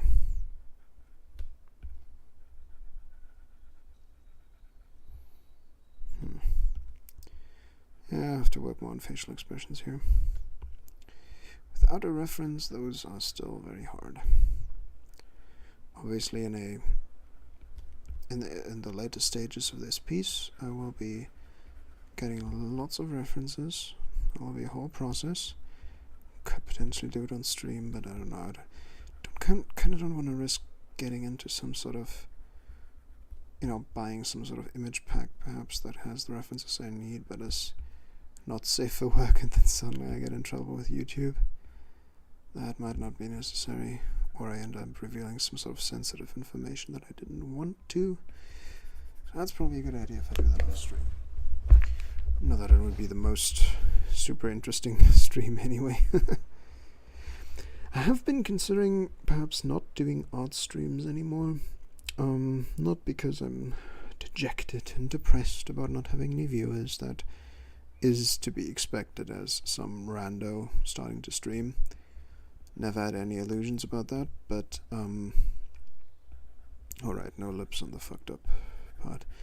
But I'm thinking that maybe I need to improve my art just a bit more before I can actually attract eyes to the stream, and that maybe the time-lapse videos that I'm working on will be more effective currently at getting eyes, and the gaming streams can be, those are easier to do for me, and I can have a better idea of what is interesting to people and what people would like to watch, what could maybe also just be fun for me as well, a bit more the relaxing side of the business, so to speak. So I think that'll be something that'll continue, definitely, those gaming streams. But maybe instead of the art streams right now, I will actually switch over to streams that are a bit more. Oh, by the way, I think the mouth needs a bit of correcting here, the jawline and everything. But maybe the art streams are not the best format for me right now, and I really can't afford to waste a lot of time on random ideas that may or may not work. I do have to really get something going that is working, that is getting eyes on it, so that I can get feedback on it, so that I can improve it. And if my art streams are not getting any attention at all and have very little hope of suddenly exploding into fame or something like that, then I might need to switch things up, be smart about it, something like that. I'll have to see. We will have to see. But I think that might be a good plan, that the art side of things is going to be a bit more scripted content, with nice background music and whatnot, perhaps some memes edited in so that everybody can see just how terrible I am at humor. And yeah, okay, let's apply the muscle here as well. There we go. Clavicle. I won't really see much of this actually, so probably leave it simple. A lot of this I probably spent a bit too much time on. Okay. Yeah, but now that we're getting to the middle of the stream, when we switch over, I think I'll just vaguely. Okay, maybe correct the head shape a little bit. Yeah, that's not quite right, but I can maybe start implying the hood actually. There we go.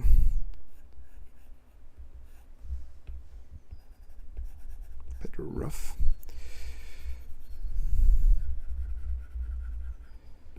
Okay.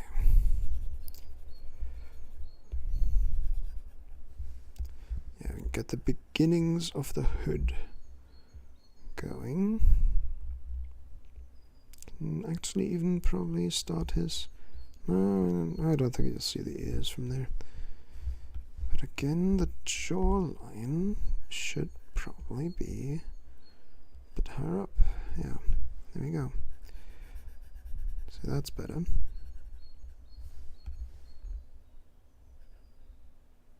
Okay. There we go. This will also be... Oh, not quite. This will also be meeting down there. Coming around like that. Go. Okay.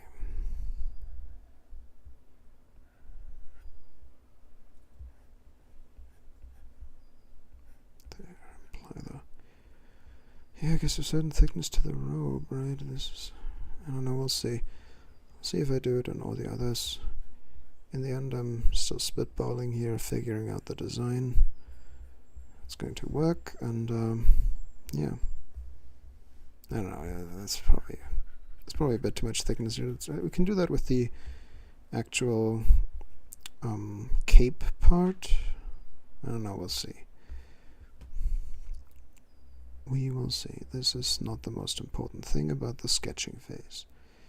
Sketching phase needs to figure out the composition and the most essential parts of the final piece.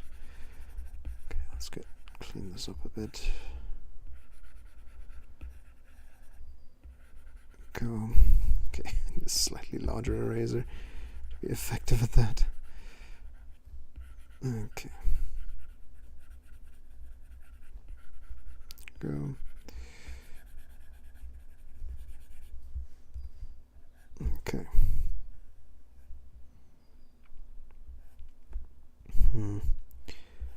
So I'll sort of have it lead into that a bit, and also down over the rest of his body here. There we go.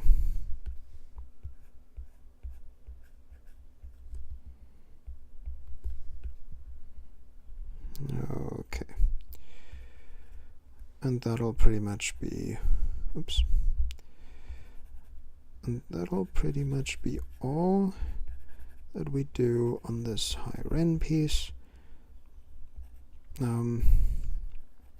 For the time being. Wait a second. Actually, this should probably go like that. Yeah. Yeah, that's fine. That's fine for now. Okay. Okay. Actually, I'm not very happy with that at all. Let's adjust that. Let's adjust that. Now with the hood, it just suddenly stands out to me quite noticeably. Come on. Okay.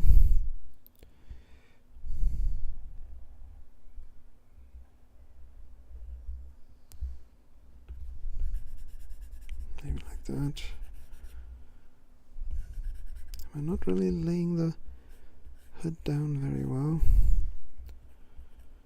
He's got that little symbol thing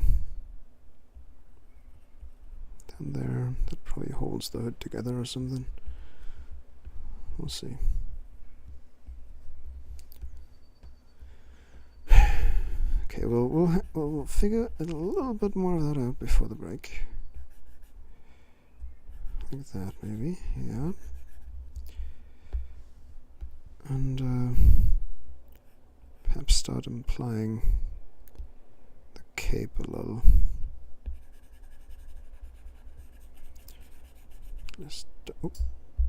Actually, I need to keep the arm quite noticeable, at least in some parts. There we go. Okay. Here as well. Yeah. Yeah, okay. No, that could work. I think we've gotten to a solid point with this now. That actually doesn't look right. Here we go. That's better. We'll also obviously have some sort of hood here. I mean the cape draped over here, that'll be falling down like that.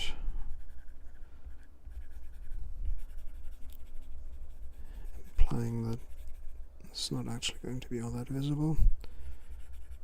Okay. Okay, that's enough. That's enough. I literally sometimes just do that I draw something and I want to figure something out, want to work on something, want to keep on going and going and going. Sorry. And then suddenly it's 2 a.m. You know. I don't really plan on streaming for that long. I've still got other stuff to do tonight. But I think I'm quite happy with getting like 1.5, 1 3/4 zombies done. That's pretty alright. Yeah, that's neat progress. Okay, let's take a 10-minute break roughly, and then I'll be back with a different drawing that we're going to work on. All in Procreate still. Okay. There we go. Be right back, be right back, be right back, be right back.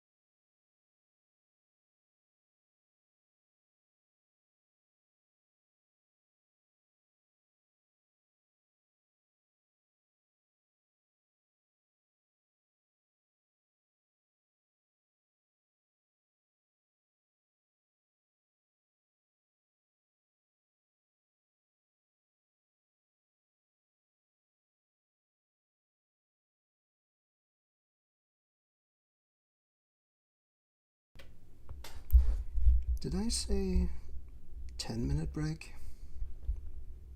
I'm at 20 minutes. I'm totally on time. Yeah, no. A few issues that are resolved now. Anyway, let's get back to art. Let's get back to arting. Okay. Yeah. Okay. So, what is on screen right now is this monk project I mentioned earlier. Already seeing issues that I want to fix with it, but this is supposed to be early sketches to figure out certain things about, I guess, what the final drawing in the end will look like. I really can't stop myself. I need to bloody fix this thing. But yeah, something like that. Looks better. A little bit, tiny bit. It's not even supposed to be that all figured out already. Let's just adjust one or two things. You can already see the silly or awkwardly drawn hat top. A bit more like this, like that. There you go. I think the head proportions are a little bit better now. Maybe we'll just, and they won't be super visible, but I kind of want to get the pecs a bit lower down. That seems a bit more accurate. Maybe I'm totally off. I don't know.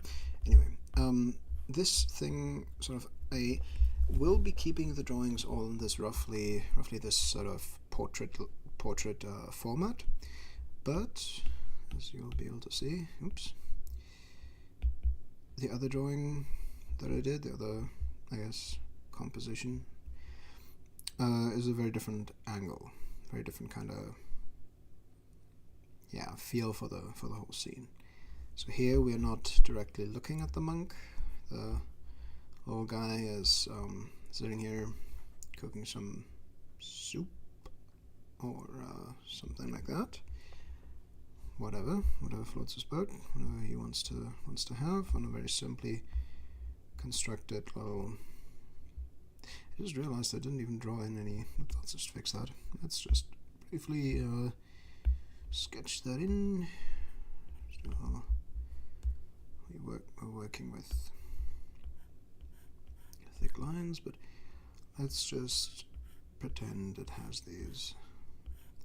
This string, so you can actually kind of lift it out of the fire without burning yourself. There we go. Totally fixed it. That's the magic of sketching stuff. It doesn't actually have to look that good, or have correct perspective, or all that stuff. But yeah, so this is the first scene that I've put together. I'll be sending that over today, and yeah, I guess the feeling of this is supposed to be sort of a peaceful,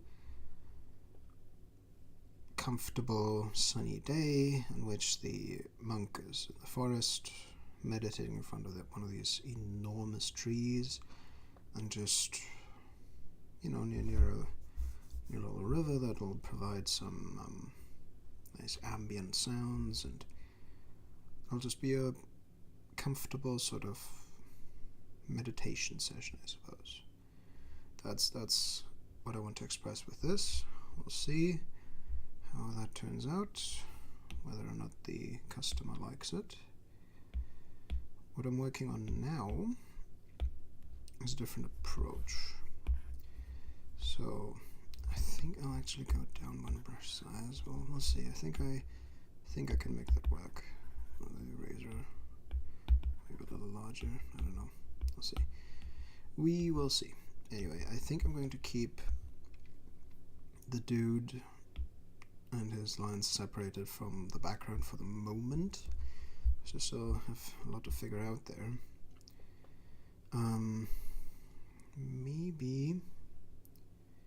Maybe he is meditating. Yeah, I mean the way he's sitting is also not quite right. I'll have to get more reference to get that more accurate. And his clothing is obviously kind of missing, except for the hat. That's pretty complete. But yeah. So let's see. To take away some of the symmetry, I think I'll want to have the, oops, maybe not that harsh of a curve, but have the river be somewhere close by. Well, the thing is, with the way the perspective of the piece is, it might not work that well.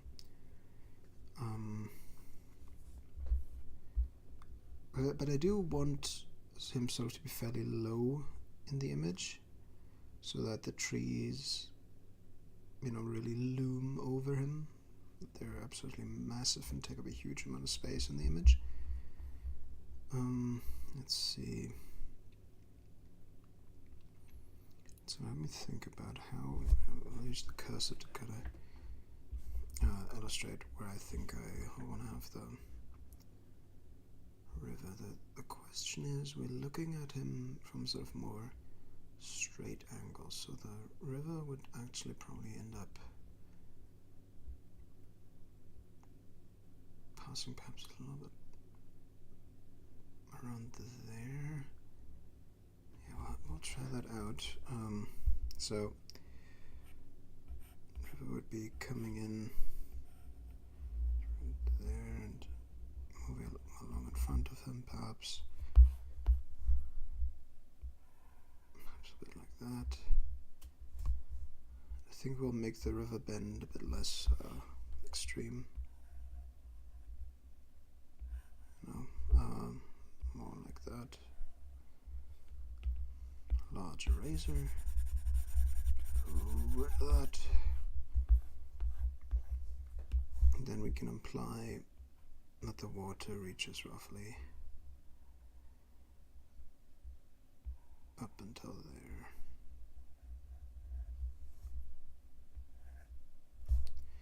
Maybe leave it a bit higher like that. Something like that. For this.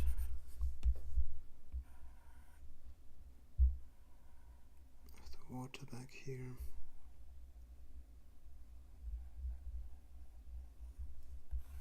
Okay.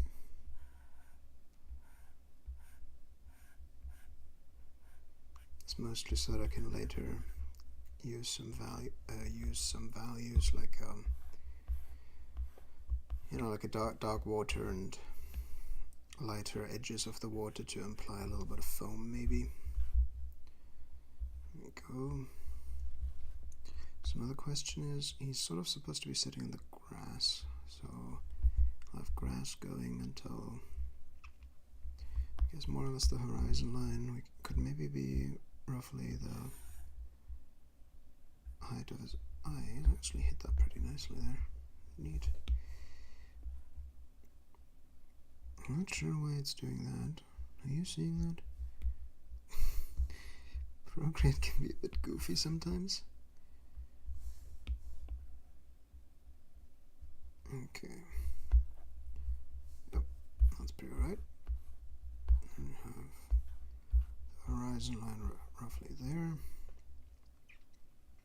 Alright.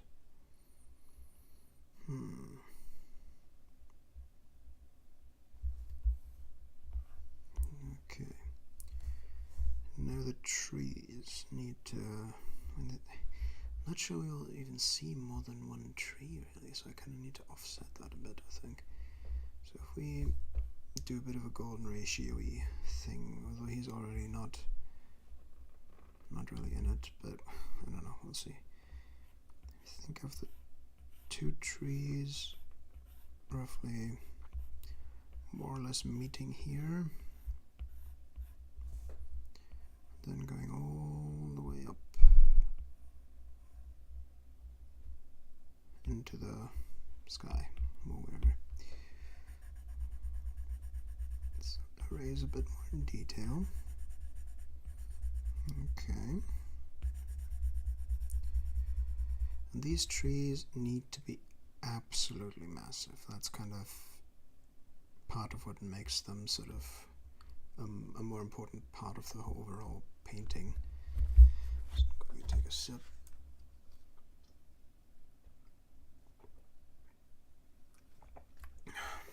Okay. And I don't think we'd actually... No, we wouldn't actually have another tree or something, or anything like that on the other side there, because they are supposed to be that huge. Maybe we'll sort of imply that... Okay, you know what? Actually, we'll pull them back a little bit here. Get the larger razor in. And have the roots coming out like that. Because the roots are also supposed to... I'm sorry if my mic is maybe picking up some rather high sounds. I'm not sure why I'm whistling like that. It's strange. I don't usually do that. Streamer disease or something. I don't know. See, the roots really are supposed to be massive. Absolutely ginormous. And partially above ground. Which kind of means that if I have another tree's roots here, then they're sort of becoming entangled in a sense, because they're... I don't think it would realistically make sense, because large plants like that would, you know, with their roots and everything, would kind of command a certain space in nature, right? They would sort of take a certain space over, and you wouldn't have much growing right next to them, I don't think. They'd be taking away the sunlight with their canopy, and they would, I guess, sort of be sucking the nutrients out of the ground, right, with their roots. With massive roots like that, you'd probably be quite effective at it, right? I don't know.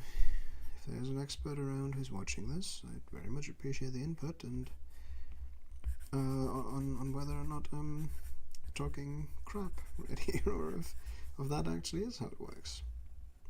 I do think that the light thing is how it works. So if there's an absolutely super dense canopy and there's not really anybody, you know, there's not really there's not really any sunshine that can come through from the sky, that there's not going to be a lot growing on the ground in that forest, because only the really tall plants can even get any sunshine. Okay, so I knew that word. Can't get any sunshine for producing chlorophyll, I guess. Oh, what was that? Photosynthesis. Damn, streamer retardation is real. It's one hell of a drug. Okay, let's see if I can maybe something like that, and imply that there are a lot more roots out there, and here as well.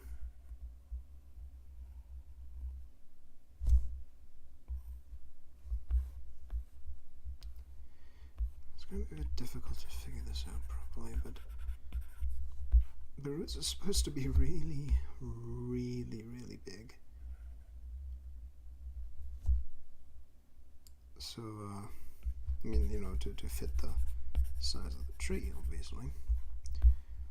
So I'll have to see. Maybe he's sort of sitting almost in like an embrace of roots. He found his little cozy spot in between larger roots.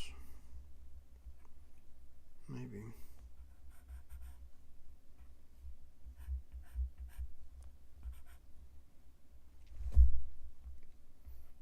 Yeah, maybe that's sort of... Okay, let's see. Yeah, it could be two roots splitting just about here.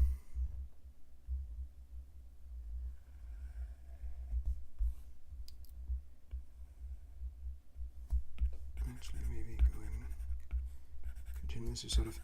I sort of want to imply that that there's a certain circular structure, so they'd be heading down, like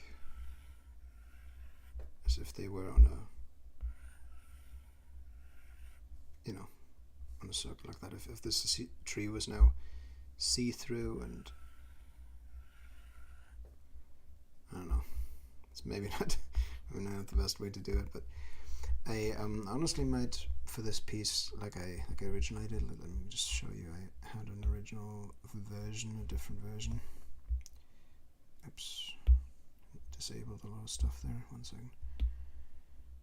Because the original version is quite different because of 3D that I used. I just sort of painted over that in 2D. I used Blender. Whatever I do in 3D, it's pretty much always going to be Blender or maybe DAZ 3D Studio or something like that.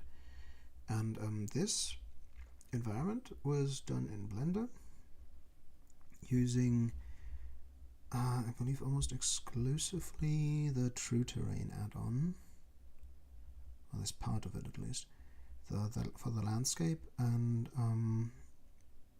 because I've had some issues with True Terrain, unfortunately, and I might need to update Blender and True Terrain itself to make it all work. It's unfortunate. Sometimes it just seems to randomly stop working. It's probably my fault in the end, but it seems random. Anyway, and so I put together that meadow and everything, but the tree, the customer said the tree was nowhere near big enough. It's supposed to be a truly massive tree, and so for the proportions to be right, those little flowers and everything, those need to be smaller, and it all needs to be proportioned so that the tree genuinely is absolutely massive. But for my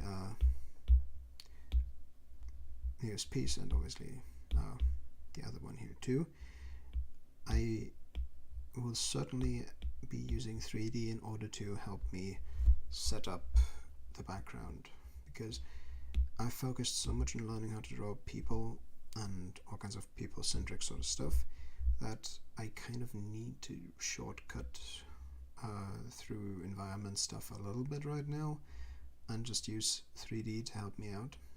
Like also, for example, I want to generate a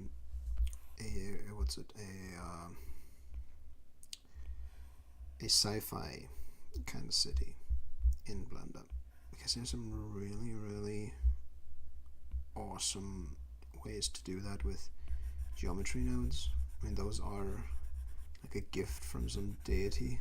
This bloody amazing stuff. And yeah, I'm not sure if that looks so great, but we'll see. We'll maybe do that and have this sort of tuck in. No, maybe that's alright. Maybe that fits a bit better, yeah. Oh, and these could have another route tucking into. There you go. All really nice and close and cozy. Smaller eraser. Oh yeah. There's some really cool sci-fi stuff that you can do, for example, with geometry nodes. I really need to learn more and more about geometry nodes, because it is a bit complex, but the potential results you can get out of it, so worth investing the time. I might very well do some art streams now and then, just fiddling around with Blender geometry nodes. See a lot of potential there for sure. So now I have another route sort of coming out here. You know what? It'll go there. There we go. There we go. Remove as much of these lines, this horizon line as possible, so we have a hint of it, but won't be that annoying. There we go. Doesn't need to be on the character at all. So we'll work on him next. because I think the environment is actually fairly simple on this in this version. That's not quite what I wanted to do. Come on. There we go, it's a bit better. Okay. Just smooth those lines out a little, make it a bit more pretty. Just a little bit though.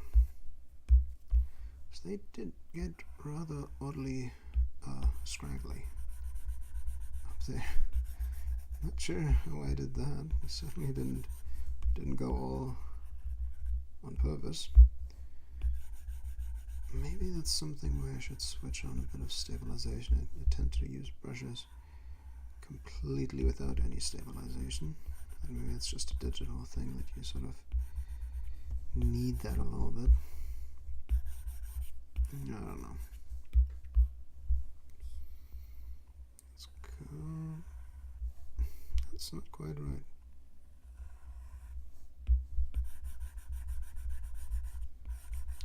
Smooth that out.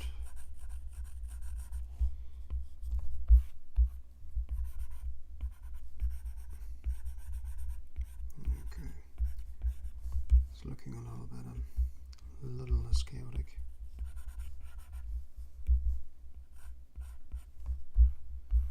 And that too.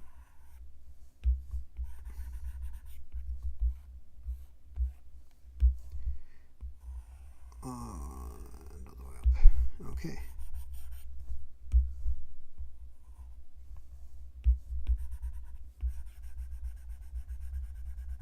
And once we've got that tree smoothed out a bit,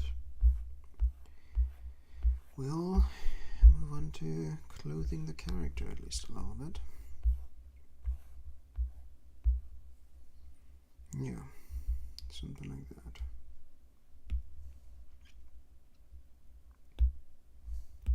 For that I'll go smaller brush, like that. It's a bit small, I won't be using it much I think. The smaller eraser. So this outfit is supposed to be mostly robes, but there'll be some, I guess, pads or wraps, I guess, around his arms and lower legs. So here as well.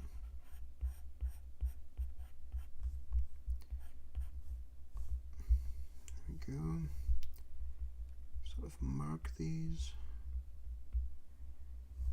And his hands are obviously quite rough, but they don't necessarily need to be all that detailed for this to be finished, because obviously this is still meant to be just a sketch, just an idea, just a sort of version for the customer to look at and see if they like the idea at all. Okay.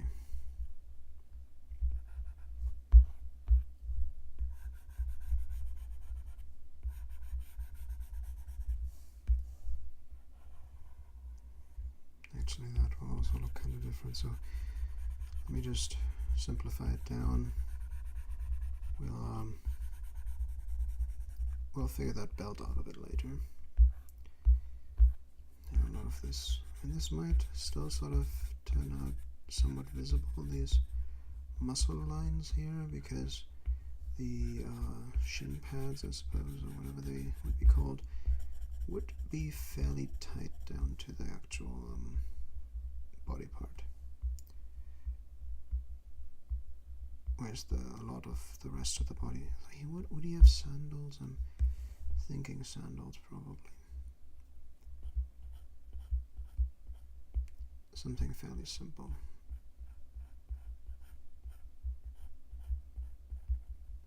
Can also help emphasize shape. Or fuck the shape up if you do it badly. There you go.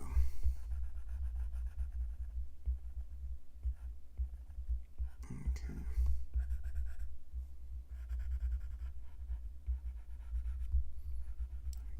was all kind of done with a larger brush and transformed about and everything, so shapes and everything will be changing a little as I define them more tightly. I'm not sure exactly how buff this guy is supposed to be, because obviously as a Shaolin monk he'd be fit, but depending on their diet and everything and whether or not they do focus much on weightlifting, they may well actually be very slim. Let's see. I also have some reference for this, but in this sketching process I'm not going to be using that much. Okay, let's see. Let's also define the lower end of these. See a bit of the sandals, which then I suppose here would kind of go around the entire foot. Like that.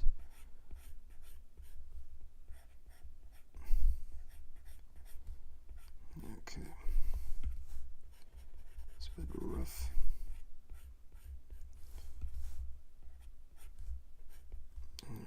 There.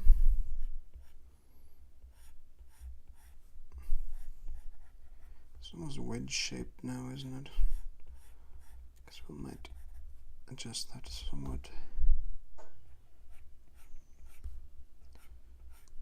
There we go.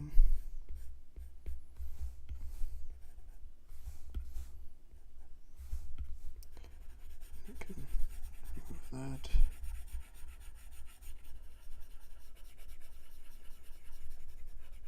Slowly erase it out. Yeah, it definitely looks a bit wrong in terms of how his foot would be laying. So I'll have to figure that out at a different time.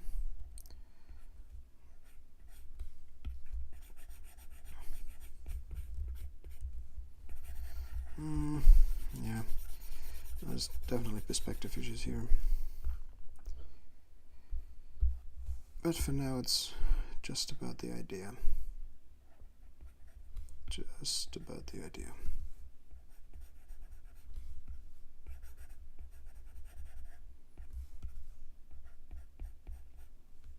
Yeah, that foot's kind of messed up. It's kind of twisted weirdly. Very weirdly.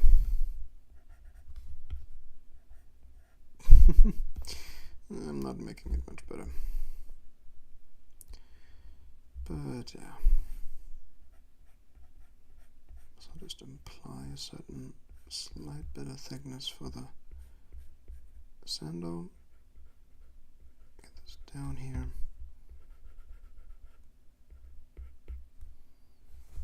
And then that'll go just around the toes here. Actually tuck in a little bit sooner. See if I can maybe give these toes a bit more shape without completely destroying that structure that I established. Do a little bit.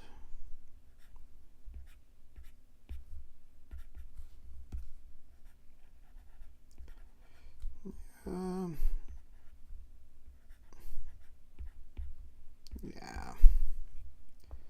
See, those are acceptable toes, I think.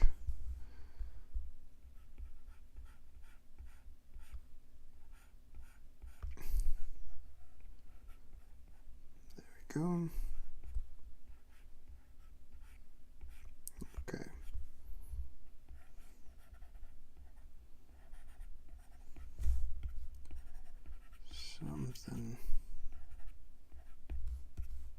Something like that.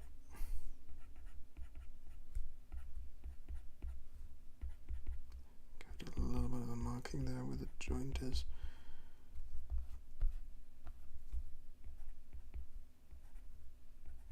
still rough,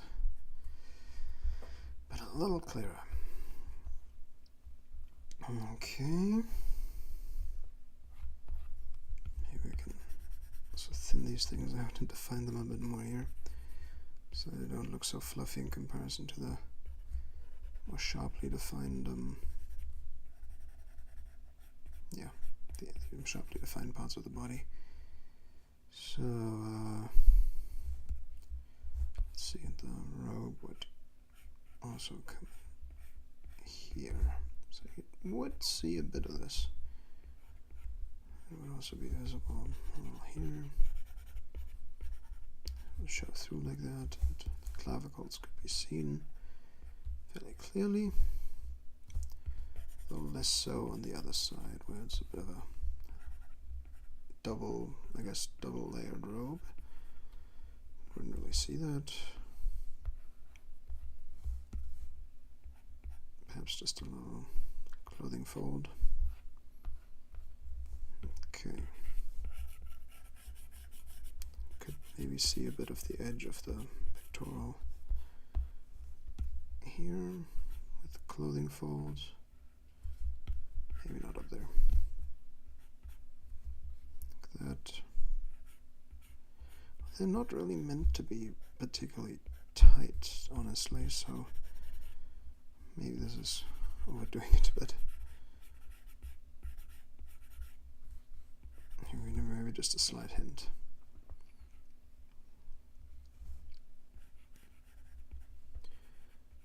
Go.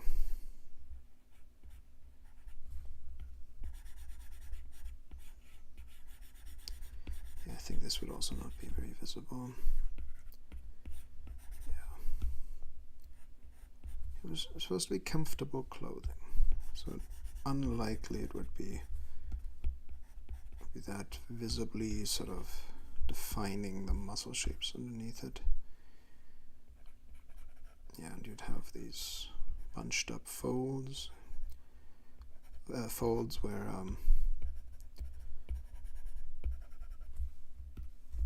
I suppose the fabric is being compressed and inserted into this wrap.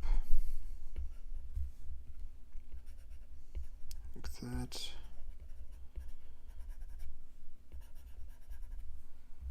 Let's see. Yeah, something along these lines.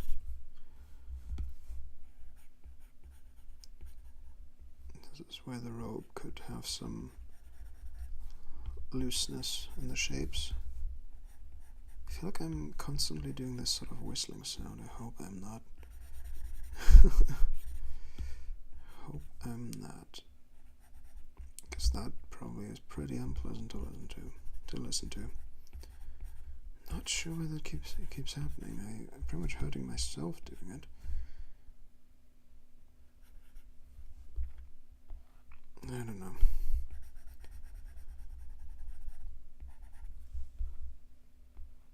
Okay. Yeah, perhaps I'll be retiring art streams for the time being until I can attract some eyes to my art via YouTube videos. I think that could potentially be the smarter way of doing things, because then I'll have some idea in to what degree there's demand to see the process of how I create my art. If that doesn't exist at the start, then that's perfectly fine, but then I can use my time more efficiently if I know that. You know, being able to poll a community to just send out a question and ask, that's bloody amazing, but kind of need the community for that. And so at the start, you literally just can't do it. Okay. Yeah, maybe, I don't know, would imply a certain bit of shape here, a certain bit of definition. Because he is supposed to be quite slim and, so, you know, cut, I guess. He would be a fit dude.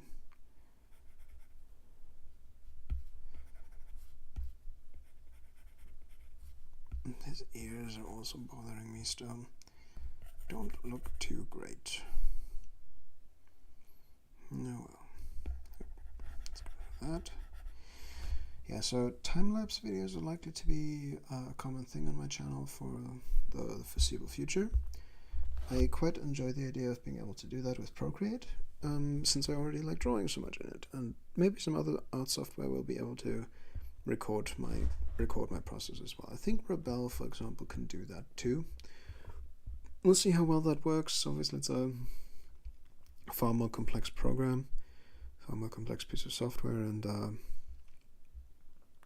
yeah, but if that works well, it could also be a very interesting thing to look into. I do like Rebel a lot. I think it's my current PC setup that, I don't know, it just tends to give me some trouble with art software. Unfortunately.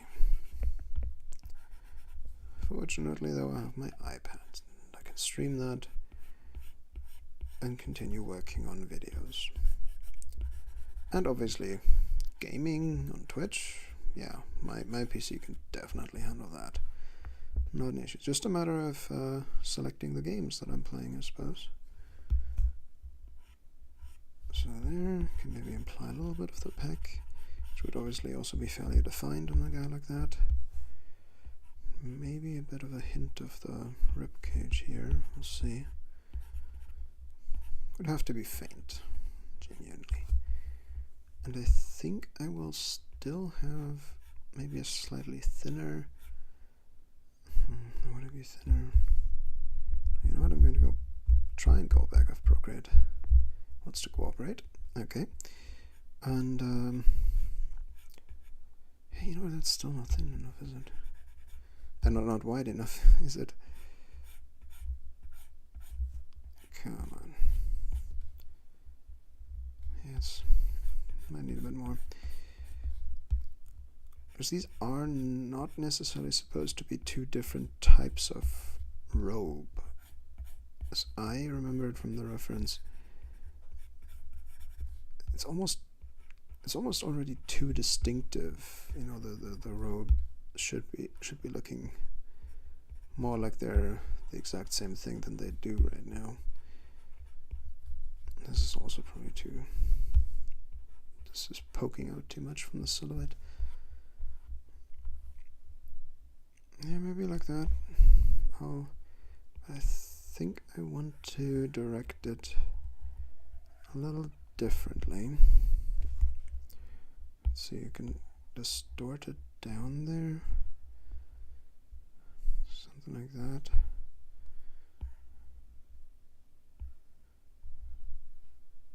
Yeah. And I think I prefer it like this. I think that's better. Better overall look. Slightly smaller eraser now. Here. The clavicle's visible. The split in between the pectoral muscles.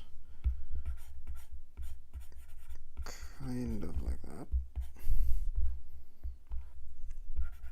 Okay. Let's reinforce these lines. Okay, let's do that accurately. At least somewhat.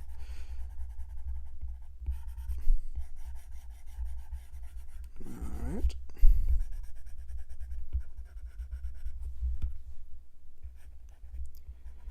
Okay.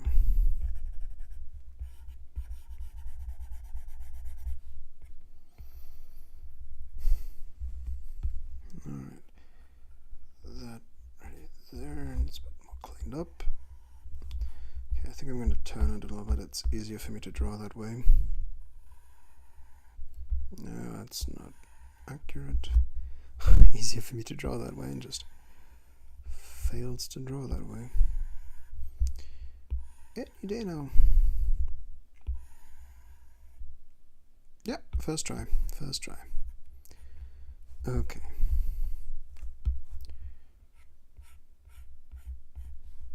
Yep.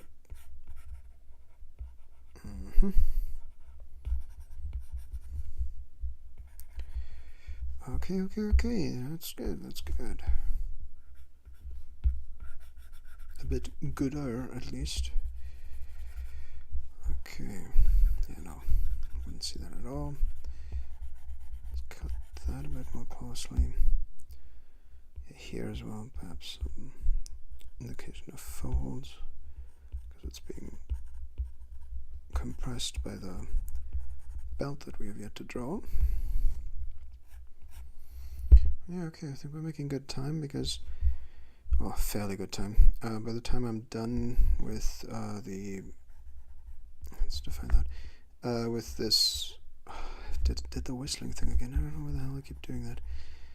Once we've defined this clothing properly, we can get into actually adding some values into the drawing. I think I'm going to keep it all a little bit simpler than the other one, because it's really not necessary for me to spend so much time on sketches that might be completely and utterly rejected by the customer. I might never see the light of day. Definitely would be a good idea for me to not waste too much time and money on it, basically. Okay. You know what, maybe let's actually have some overlapping here, so it looks like some fabric is kind of getting, I don't know, kind of hanging over it. There we go. Sometimes I just lose my vocabulary. Then there's awkward dead air. Oh well.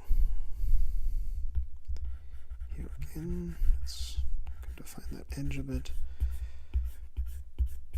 Go.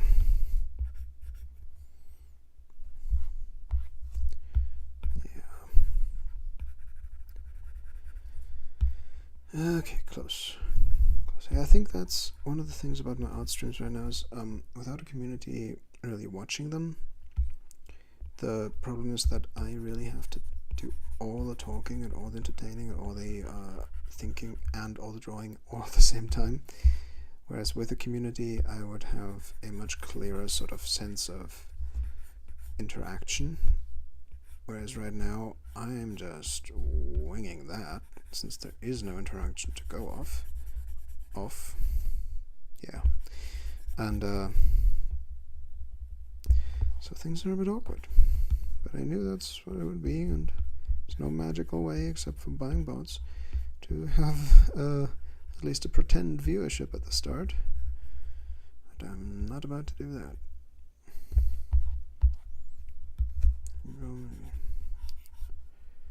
Just imply a little bit of a few extra digits. Something like that. Nothing too extreme.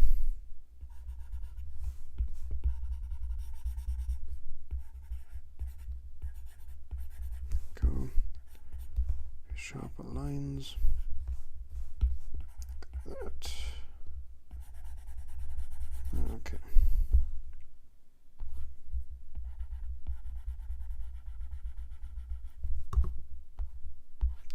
Yeah, that looks awful.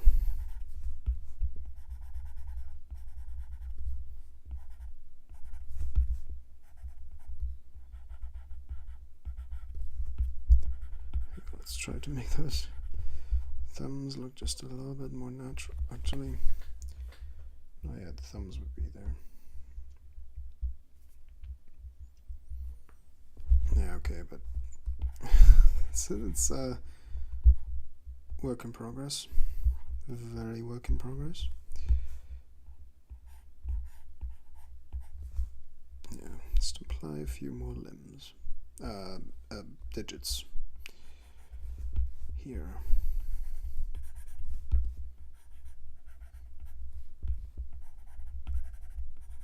Go. Okay.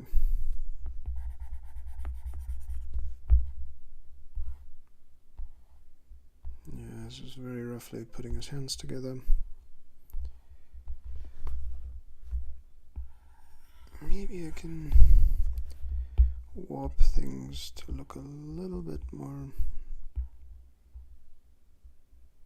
No. Yeah, I don't think that helped a lot.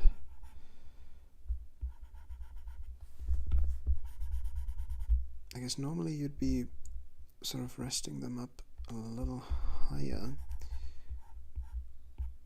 The thing is, it's going to be a lot of work to change that. I'm not sure that's worth it at this point in the drawing. It also should be an accurate representation, so might have to spend some extra time on the pose and not get to fully grayscale in this one quite yet on stream. I have to finish that later afterwards. It would be unfortunate. Let's try and keep the thickness of the legs somewhat similar. Yeah, that's hopefully more or less close enough.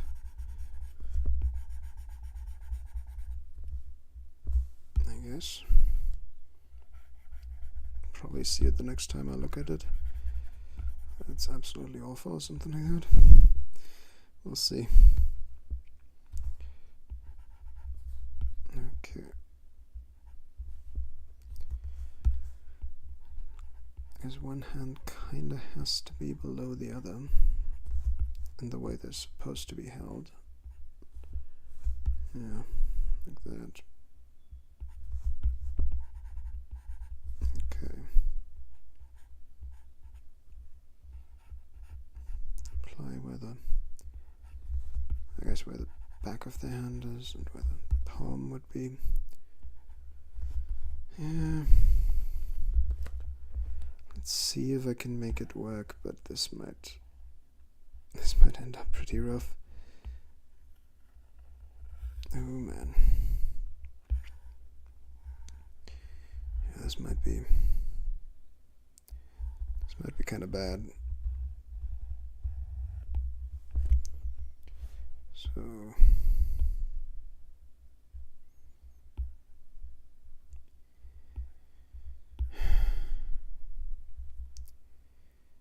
yeah, because they're supposed to be a bit higher up around here.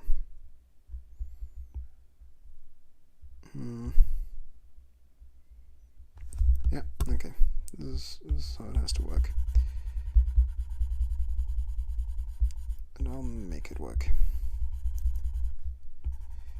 Okay.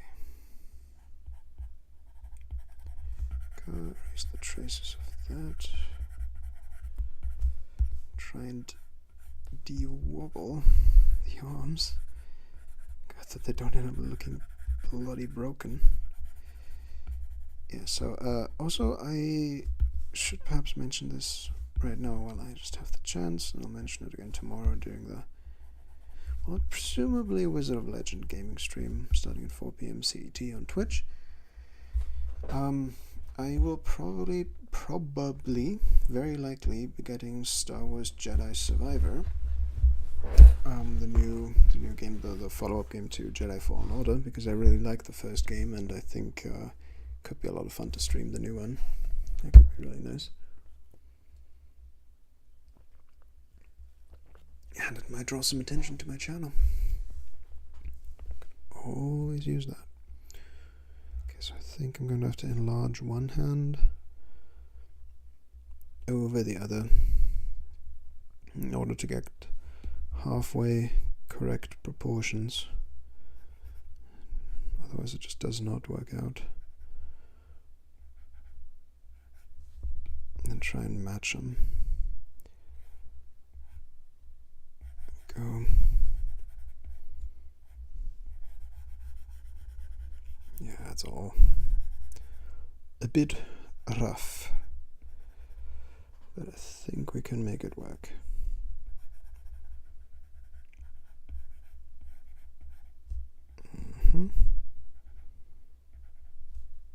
There we go. There we go. Oh, and I will also be watching the Super Mario movie soon. Heard it's actually quite good, so yeah, maybe at some point I can do some movie reviews and discussions and stuff like that. Would certainly be interesting, I guess, content creation scene to step into.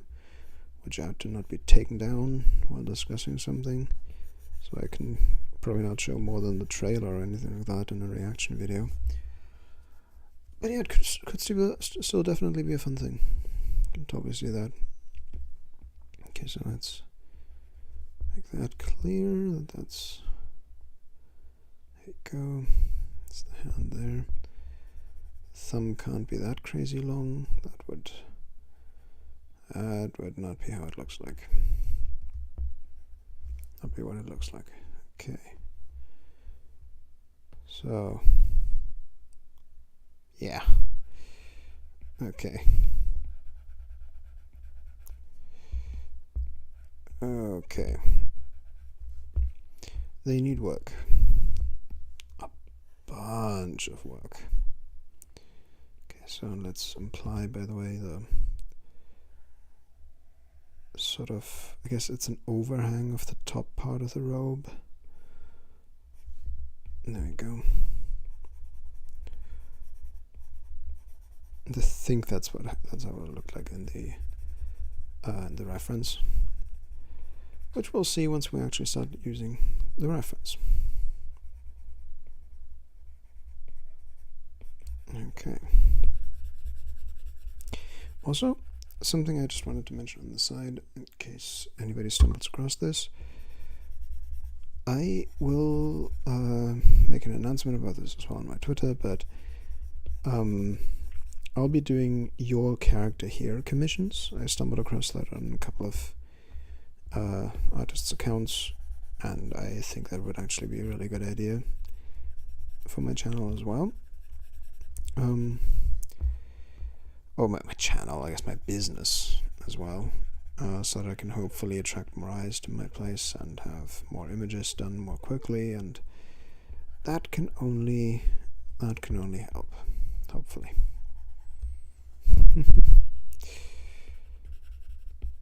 And I also think the concept is just quite fun, you know. I like the idea. Probably would have commissioned somebody to do your character here of some of my characters that I've been coming up with if I wasn't going to learn how to draw myself. Then obviously I might as well do it myself. Although, yeah, certain artist styles and whatnot, why bother trying to learn how to repeat them if you can just pay somebody to do it? Usually the actual artist whose style it belongs to, obviously. I'm not sure why I'm explaining this, but some people might not get that. Yeah, I don't know, who would I commission to do some of my characters and your character here commissions? Could be no, actually I have to be realistic about my finances. No, I don't know, but there's certain artists who probably have some really high prices because they're that damn good. Yeah, I have to think about that. And then maybe if they do commissions like that, and maybe I'll actually pay them to do it for me, but mainly I'd like to learn from them and see. Let's add some folds here. Oh well, it's not looking that great, but oh man, folds are a bit of an issue. Folds will require a lot more learning and work, even though I've already watched a bunch of videos on it. But yeah. Okay.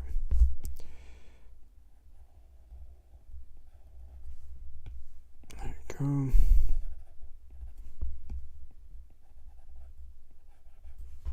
Okay.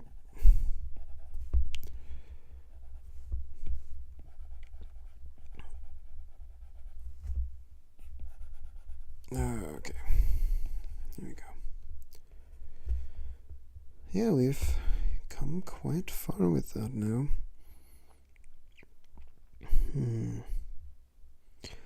before we handle the legs with a bit more precision, actually I think I want to at least imply sort of that they are flat on the ground here. His whole pose will have to be a bit adjusted later on, but for the start I think it's okay. Let's take a larger eraser, quite a large one actually. Get rid of most of this because none of this will really show up. Leave the belly button for orientation. Go. Okay.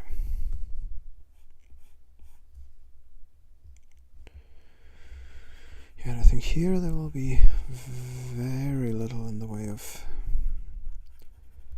I don't know, I guess the muscles that you can see through the robe, because this is on another layer as well.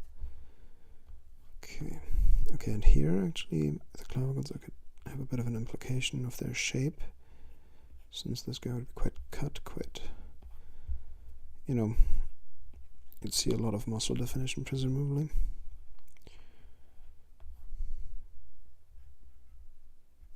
Okay, let's take a brief moment to observe the character. The belt is still missing.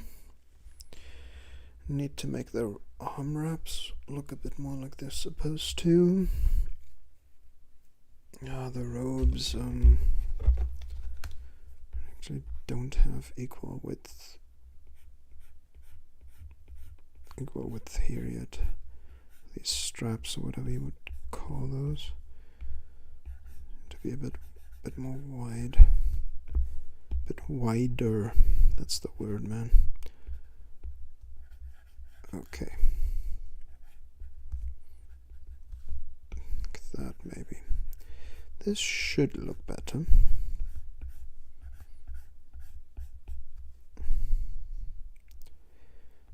A little bit.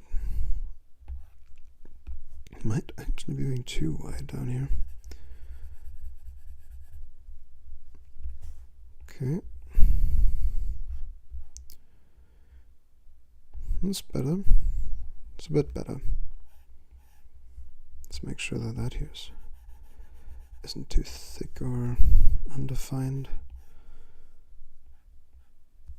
Here, okay. This can be a bit more clear. Sort of string or rope, or depending how strong he needs it to be, I guess. Maybe people keep trying to yank his bloody hat off his head. Honestly though, if you had a hat with this sort of, I guess, with this sort of string attached to it so that you can also wear it on your back, sort of have it hanging there, would be a massive liability though, wouldn't it? Suddenly in combat, if somebody could just grab it from behind, might not even need to be from behind, twist it around and just yank on it until you're choked out.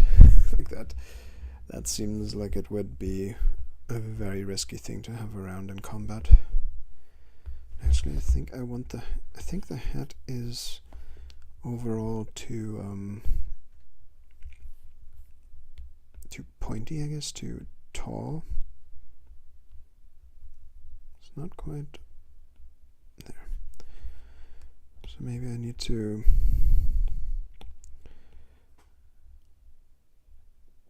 flatten it a bit more like that.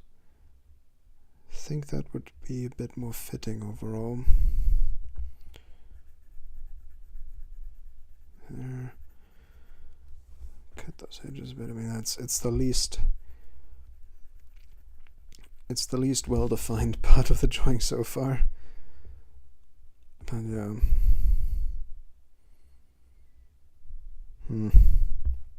We'll see about that. We'll see what the customer tells me, I guess. Okay. Let's do the belt. Sort of here. Tucked in there.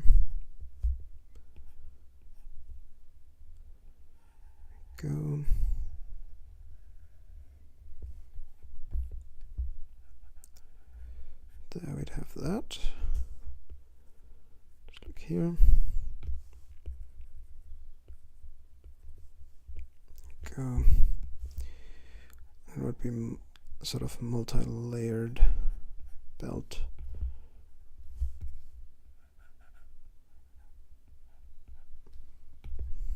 Yeah, like that. Okay. Also, oops. So let's have that robe here a bit looser. Just a little. There we go.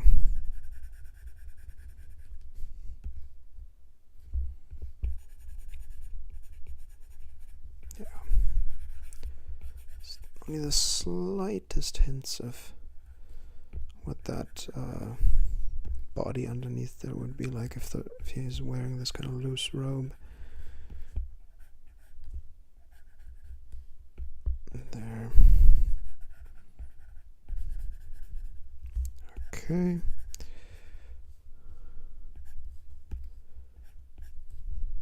Like that. Okay. Yeah, he does. That's the thing. He could look a little pudgy that way too. Not sure how to avoid that. Don't need the belly button indication anymore, I don't think.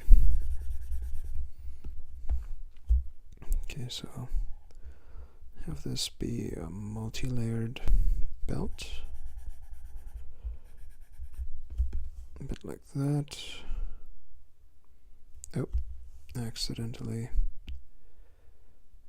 did something I really did not mean to do. Awkward. Okay. Yeah, the stage manager thing on my iPad.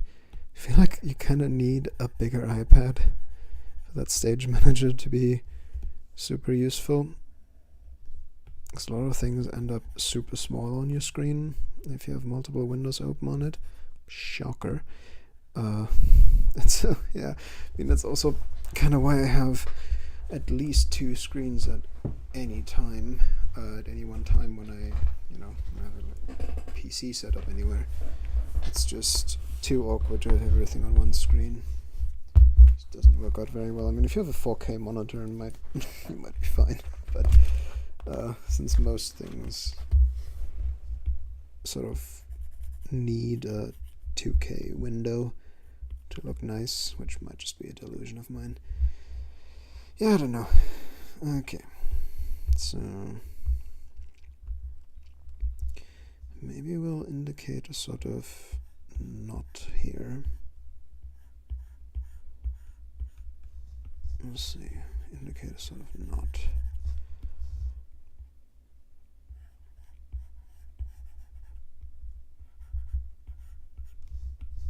There we go.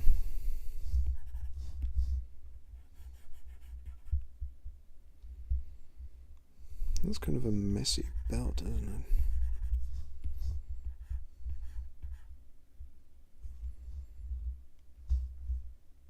it? I don't know. Then it is a messy belt.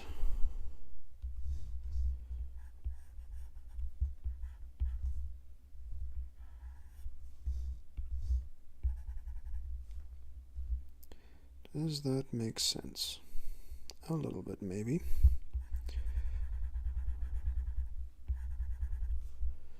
Maybe it makes a little bit sense. A little bit of sense. Let's simplify things a little bit again. I think I made it a bit too confusing there. Okay, here. Like that. Okay, yeah, that is sort of like the beginnings of a knot. You have to see. I'm trying to imagine in my mind. I guess how would that belt be tied? Just from my own experience, maybe I'd actually tie it like this.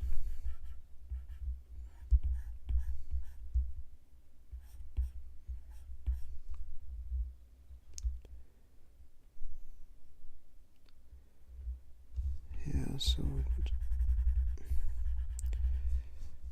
this would continue like that.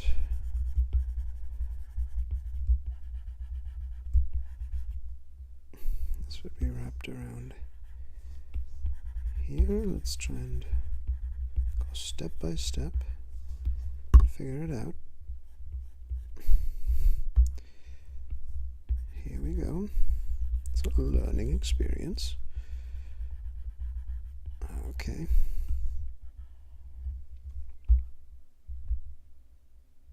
I guess the question is sort of how do we indicate properly where it came from? Yeah, something like this.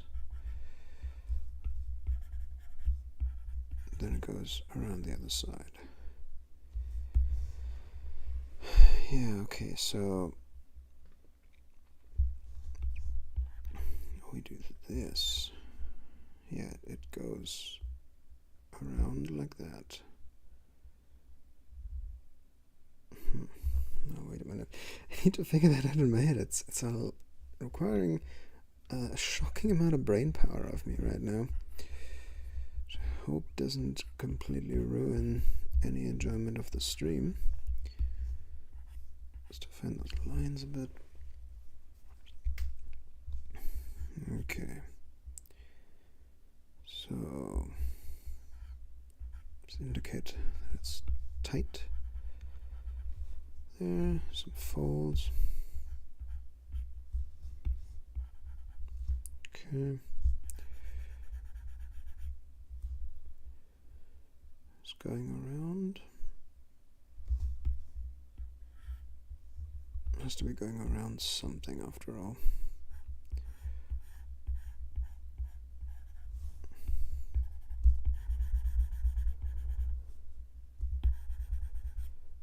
Go. That's going around there.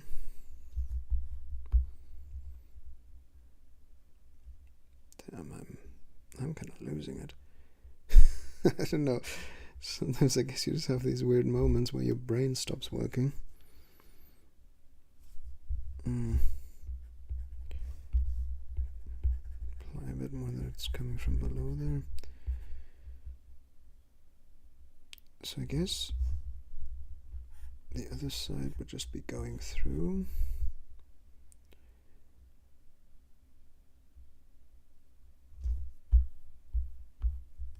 Or it would be, okay, so maybe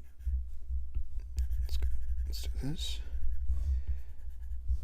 We sort of,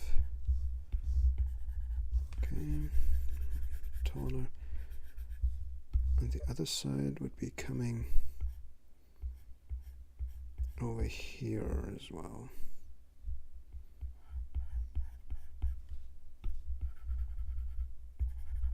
I'm not sure that that makes any sense, but it does kind of look like a knot.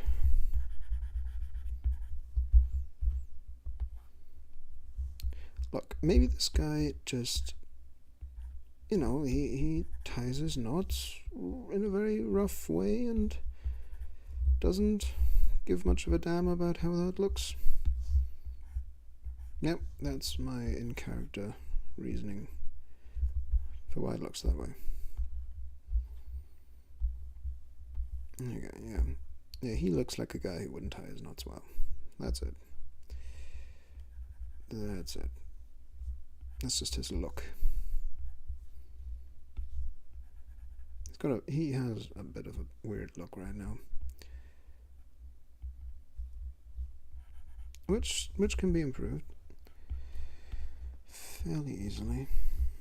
And the eyes might be a bit too big, they're a bit too high up. Move the whole thing a bit further down. Let's see, that's snapping on. So we do that nice and fuck's sake. Nice and straight. Come on. I was about to say come on, game. That's not a game. Okay.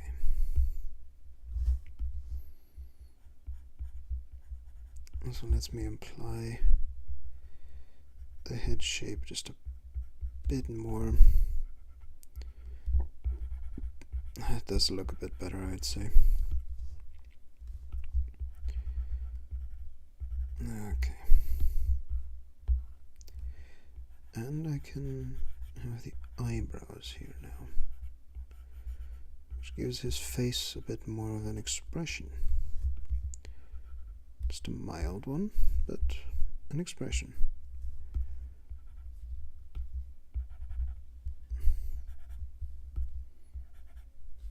There we go.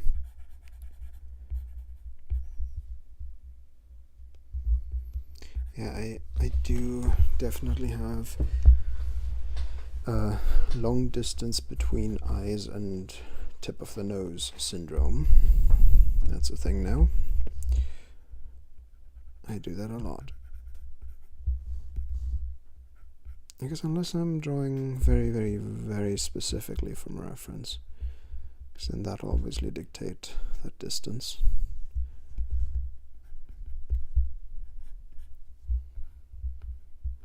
Okay. Slight improvements to the face there. Got quite the chin, doesn't he? Damn. Okay, let's move. I think it's a little oddly off center. Yeah. There you go. It's a very frontal sort of look.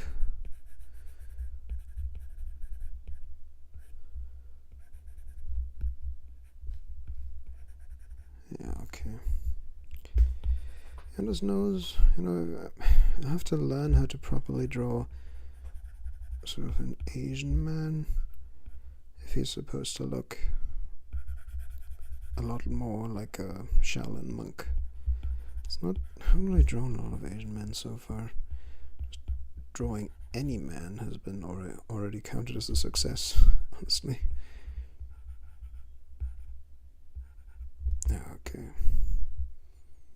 There we go.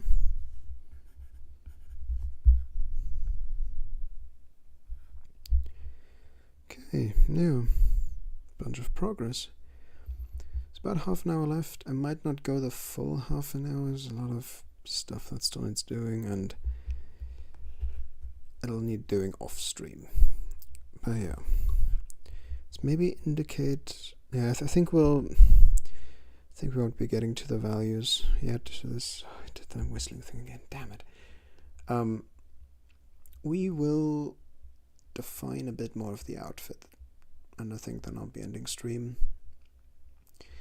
It's perhaps a bit slightly more complicated of a setup than I had anticipated, but I'm still fairly happy with where we ended up.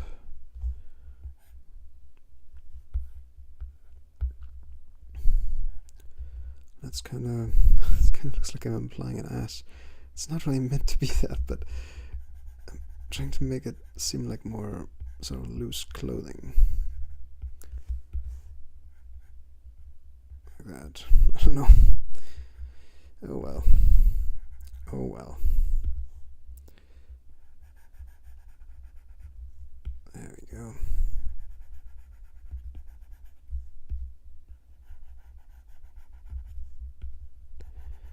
I mean, all of this is, I guess, fairly simple fold implications here, clothing folds.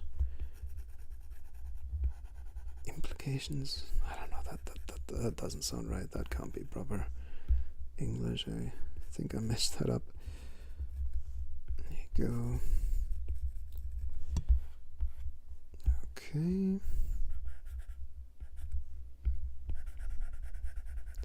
Also, something unwise that I did with this sketch, with this idea, is that I set it up rather symmetrically in terms of the character. I think that tends to just set a false expectation for symmetry in the overall design, which doesn't always look that great, particularly with something that's supposed to be organic, like a person. Okay, slightly larger eraser to get rid of that here. Yeah, I think it tends to be better to go for rather clear asymmetry in most drawings. think that tends to always be better. Tends to always, no. That tends to be better.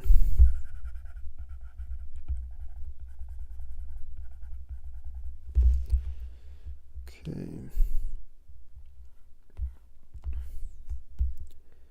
Let's see. Let's have that. See about that. Yeah. It has to look like the pants are sort of really stuffed into these wraps. Like it would really overlap quite significantly because there's so much more fabric. There you go. Another fold here.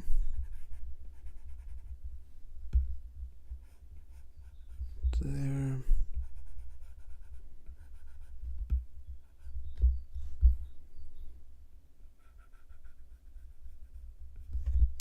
Go.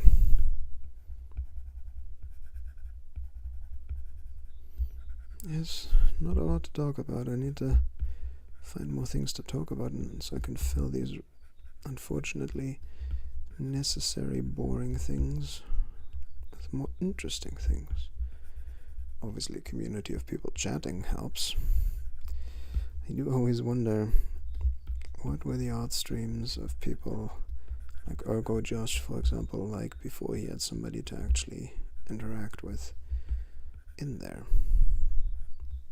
I don't know, maybe he never had that because his YouTube channel grew and he immediately had people there. Wouldn't be surprised. That a bit thinner. Doesn't need to be that thick either. Let's see.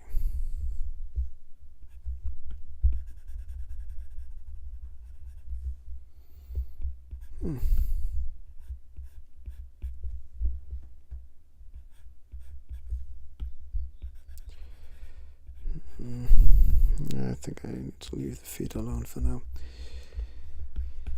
Just like that, and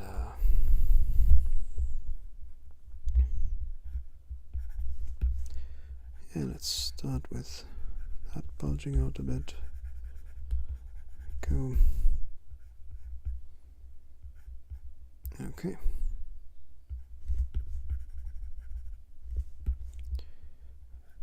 Overlap. Yeah, that definitely needs to be less pronounced. Okay. There you go.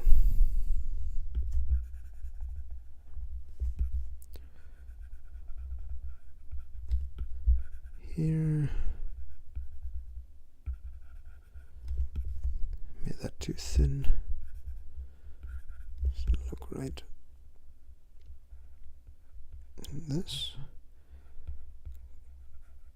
Kind of break that silhouette sort of.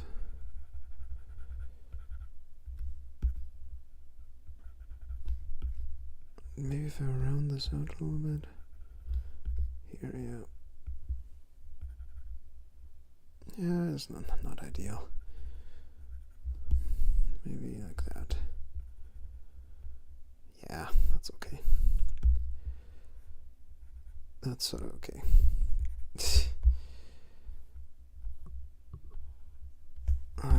This edge here, don't like that.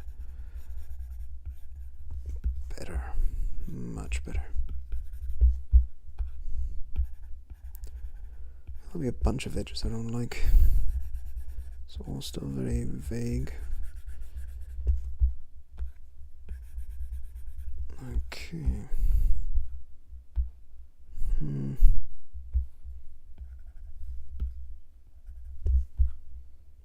Yeah, that doesn't look like it connects super well.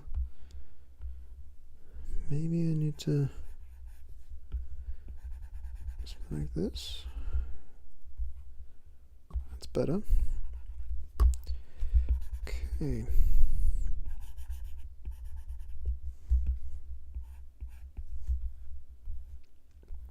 Yeah, okay. I think the last thing I'm going to do for this piece is to start applying sort of these outer wraps that'll be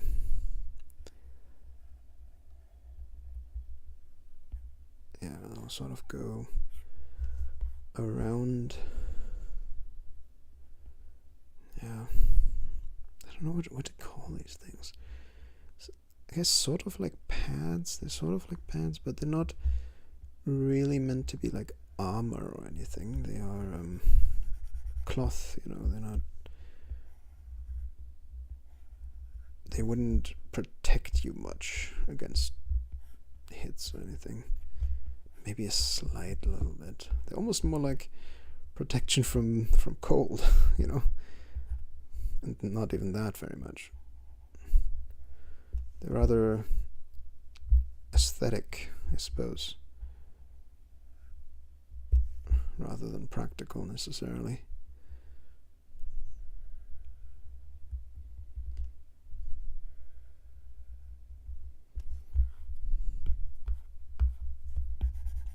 Okay. There's the smaller eraser again.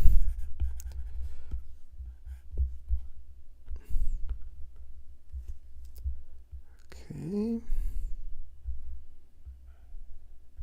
Yep. It's not quite right. Go.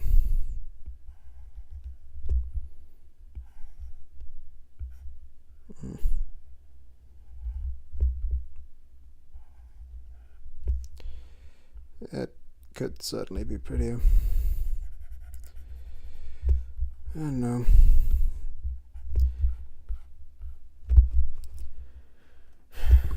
Yeah.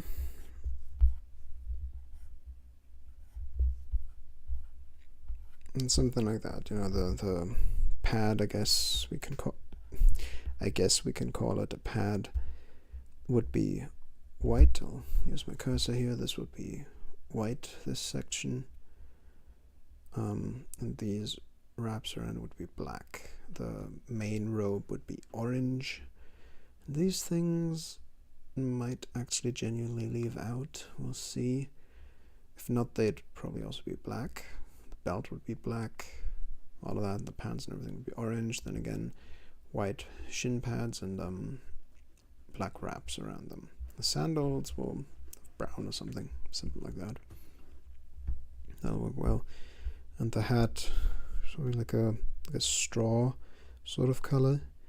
He wouldn't have any hair like the monks. It's sort of just an indication of the hairline that I have around here. And yeah, that's roughly the idea. We'll see. I'll get that done later on, and once it's ready I can show it to the customers, see what he says. Yeah. Okay, I think we will actually be ending the stream a little bit earlier here today, and I'll be reworking my content creation plans a bit, try and figure out a better way to do things. You know, one last thing on the environment layer. Let's see. This is too thin for the environment. I want another root. Yeah. There we go. There we go. This feels a bit better. Okay. There we go. Okay. There we are. This is the state of things right now, I suppose. Okay. Let's transition into the outro. Put some things aside. There we go. Okay. So, stream is ending. Indeed. I think I still had fun and I made some progress, and it was a good 4 hours of drawing. Definitely enjoyed it. But I've also realized I think I work better off stream. I might just need to get more comfortable with it, but for now I think my art work will be relegated to videos, and I will be doing more Twitch video game streaming because that's just a bit easier for me to do right now. I can hopefully attract more attention this way. I also realized I forgot to announce my YouTube stream on Twitter today, which is kind of silly. I need to get better at this kind of stuff. But anyway, I'll just paste that in the chat right now. This is my Twitch, and that's where tomorrow at 4 p.m. CET I'll be starting another video game stream. Very likely Wizard of Legend. I might switch it over to another game soon. Depends. Because obviously Wizard of Legend, I already played through it many times. There's not too much left for me to unlock, so there might be certain things I just when I'll just take another break, maybe there'll be a mod that we can look at that adds new spells and so on. I haven't really looked into the modding scene for that game much, but yeah. Okay, so then I'll also add my Twitter, where I will post an announcement of tomorrow's stream, the Wizard of Legend stream, and yeah. I suppose we don't have a finished piece to upload today, finished work of art, but that rhythm will change anyway with my videos, and then I'll be uploading my my videos or announce my videos on Twitter, so that'll be a nice change of pace. Yeah, so it sounds like a good thing. Anyway, so my Twitter and chat for announcements, just so we all actually kind of see my real name all the time, because I created that before I really had the Wishmaster Aeron thing set up. But yeah. And I'll add my link tree for good measure, because why not? That's the place where you find just about anything that you might need. Okay, so with that being said, I think we're done here for today, and I'll be back tomorrow, Twitch 4 p.m. CET to 10 p.m. CET, Wizard of Legend, and perhaps other stuff. We'll see. Soon, with new games coming out, I'll be able to add some new games to that selection. So there'll be exciting stuff that I want to play. Might also look into other games that I've been playing already and that I might be able to get some content out of, some eyes on my content through, like for example World of Warcraft stuff. I'm very late to the party on that game, I know that, but I think the whole World of Warcraft Classic thing with the hardcore community is getting a good bit of traction, and that might be a fun thing to dive into. Particularly since I could provide the perspective of somebody who is fairly new to World of Warcraft, particularly World of Warcraft Classic, which I haven't really played even a single time yet. I've been completely just exploring retail, not even Dragonflight yet, not even Shadowlands, just up to BFA so far. And not even all of the stuff up to BFA, but anyway, so that there's a lot there for me to provide the perspective of a new player on. And I've been mostly playing Guild Wars 2 when it comes to MMOs, so I guess I'm also doing a sort of Guild Wars 2 player's perspective. Guild Wars 2 is another game I could show, for sure. Yeah. Although in Guild Wars 2 it would also probably be some sort of build crafting, because, I mean, we'll have to see what the demand would be of somebody playing through Guild Wars 2's story. 'Cause I'm not sure that demand would be all that big, unfortunately. As much as I like that game, the story of it, I'm not going to say it's just bad, but I don't know, they've really evolved the game over the past 11 years that it's been out, and I mean, it will be 11 in August this year. A lot has changed, and I think a lot has changed for the better. And the story certainly has changed for the better. Certainly it's the presentation of the story at the very least. at the very least. But I guess maybe they really made a bit of a mistake with making it all about the Elder Dragons. And if anybody knows about Guild Wars' overall world stories, that when they went from Guild Wars 1 to Guild Wars 2, they had so many different stories that they could have pursued and evolved and turned into various interesting expansions. And you know what I mean, they did have expansions and stuff, obviously, but everything so far had been focused on the Elder Dragons, and I think that's where the story suffered the punch. Whereas World of Warcraft, I mean, I'm not saying that it has perfect story or anything. I mean, any world-building project of any kind that has time travel in it, like World of Warcraft does, at least in some aspects of it, kind of just sucks. A very good writer can sort of make it work, maybe, but it's extremely unlikely. And I think so far, I mean, from the absolute heights of the Marvel Cinematic Universe to various video games that have had time travel mechanics as well, it just tends to break apart if you think about it a little too much. It's very hard to make that kind of a watertight plot device. Yeah, I don't know. But I think the World of Warcraft story overall, from what I've seen so far, has a lot more interesting elements than the Guild Wars 2 story. Just because you have a bunch of different factions and the player base. Well, I guess the player base is not necessarily that relevant for the story specifically, but the main factions of the player base, Alliance and Horde, already set up a very interesting dynamic of this us versus them thing, but then also working together, all, you know, again and again. And you know, Guild Wars 2 doesn't really have that. Anyway, I'll leave that discussion for another time.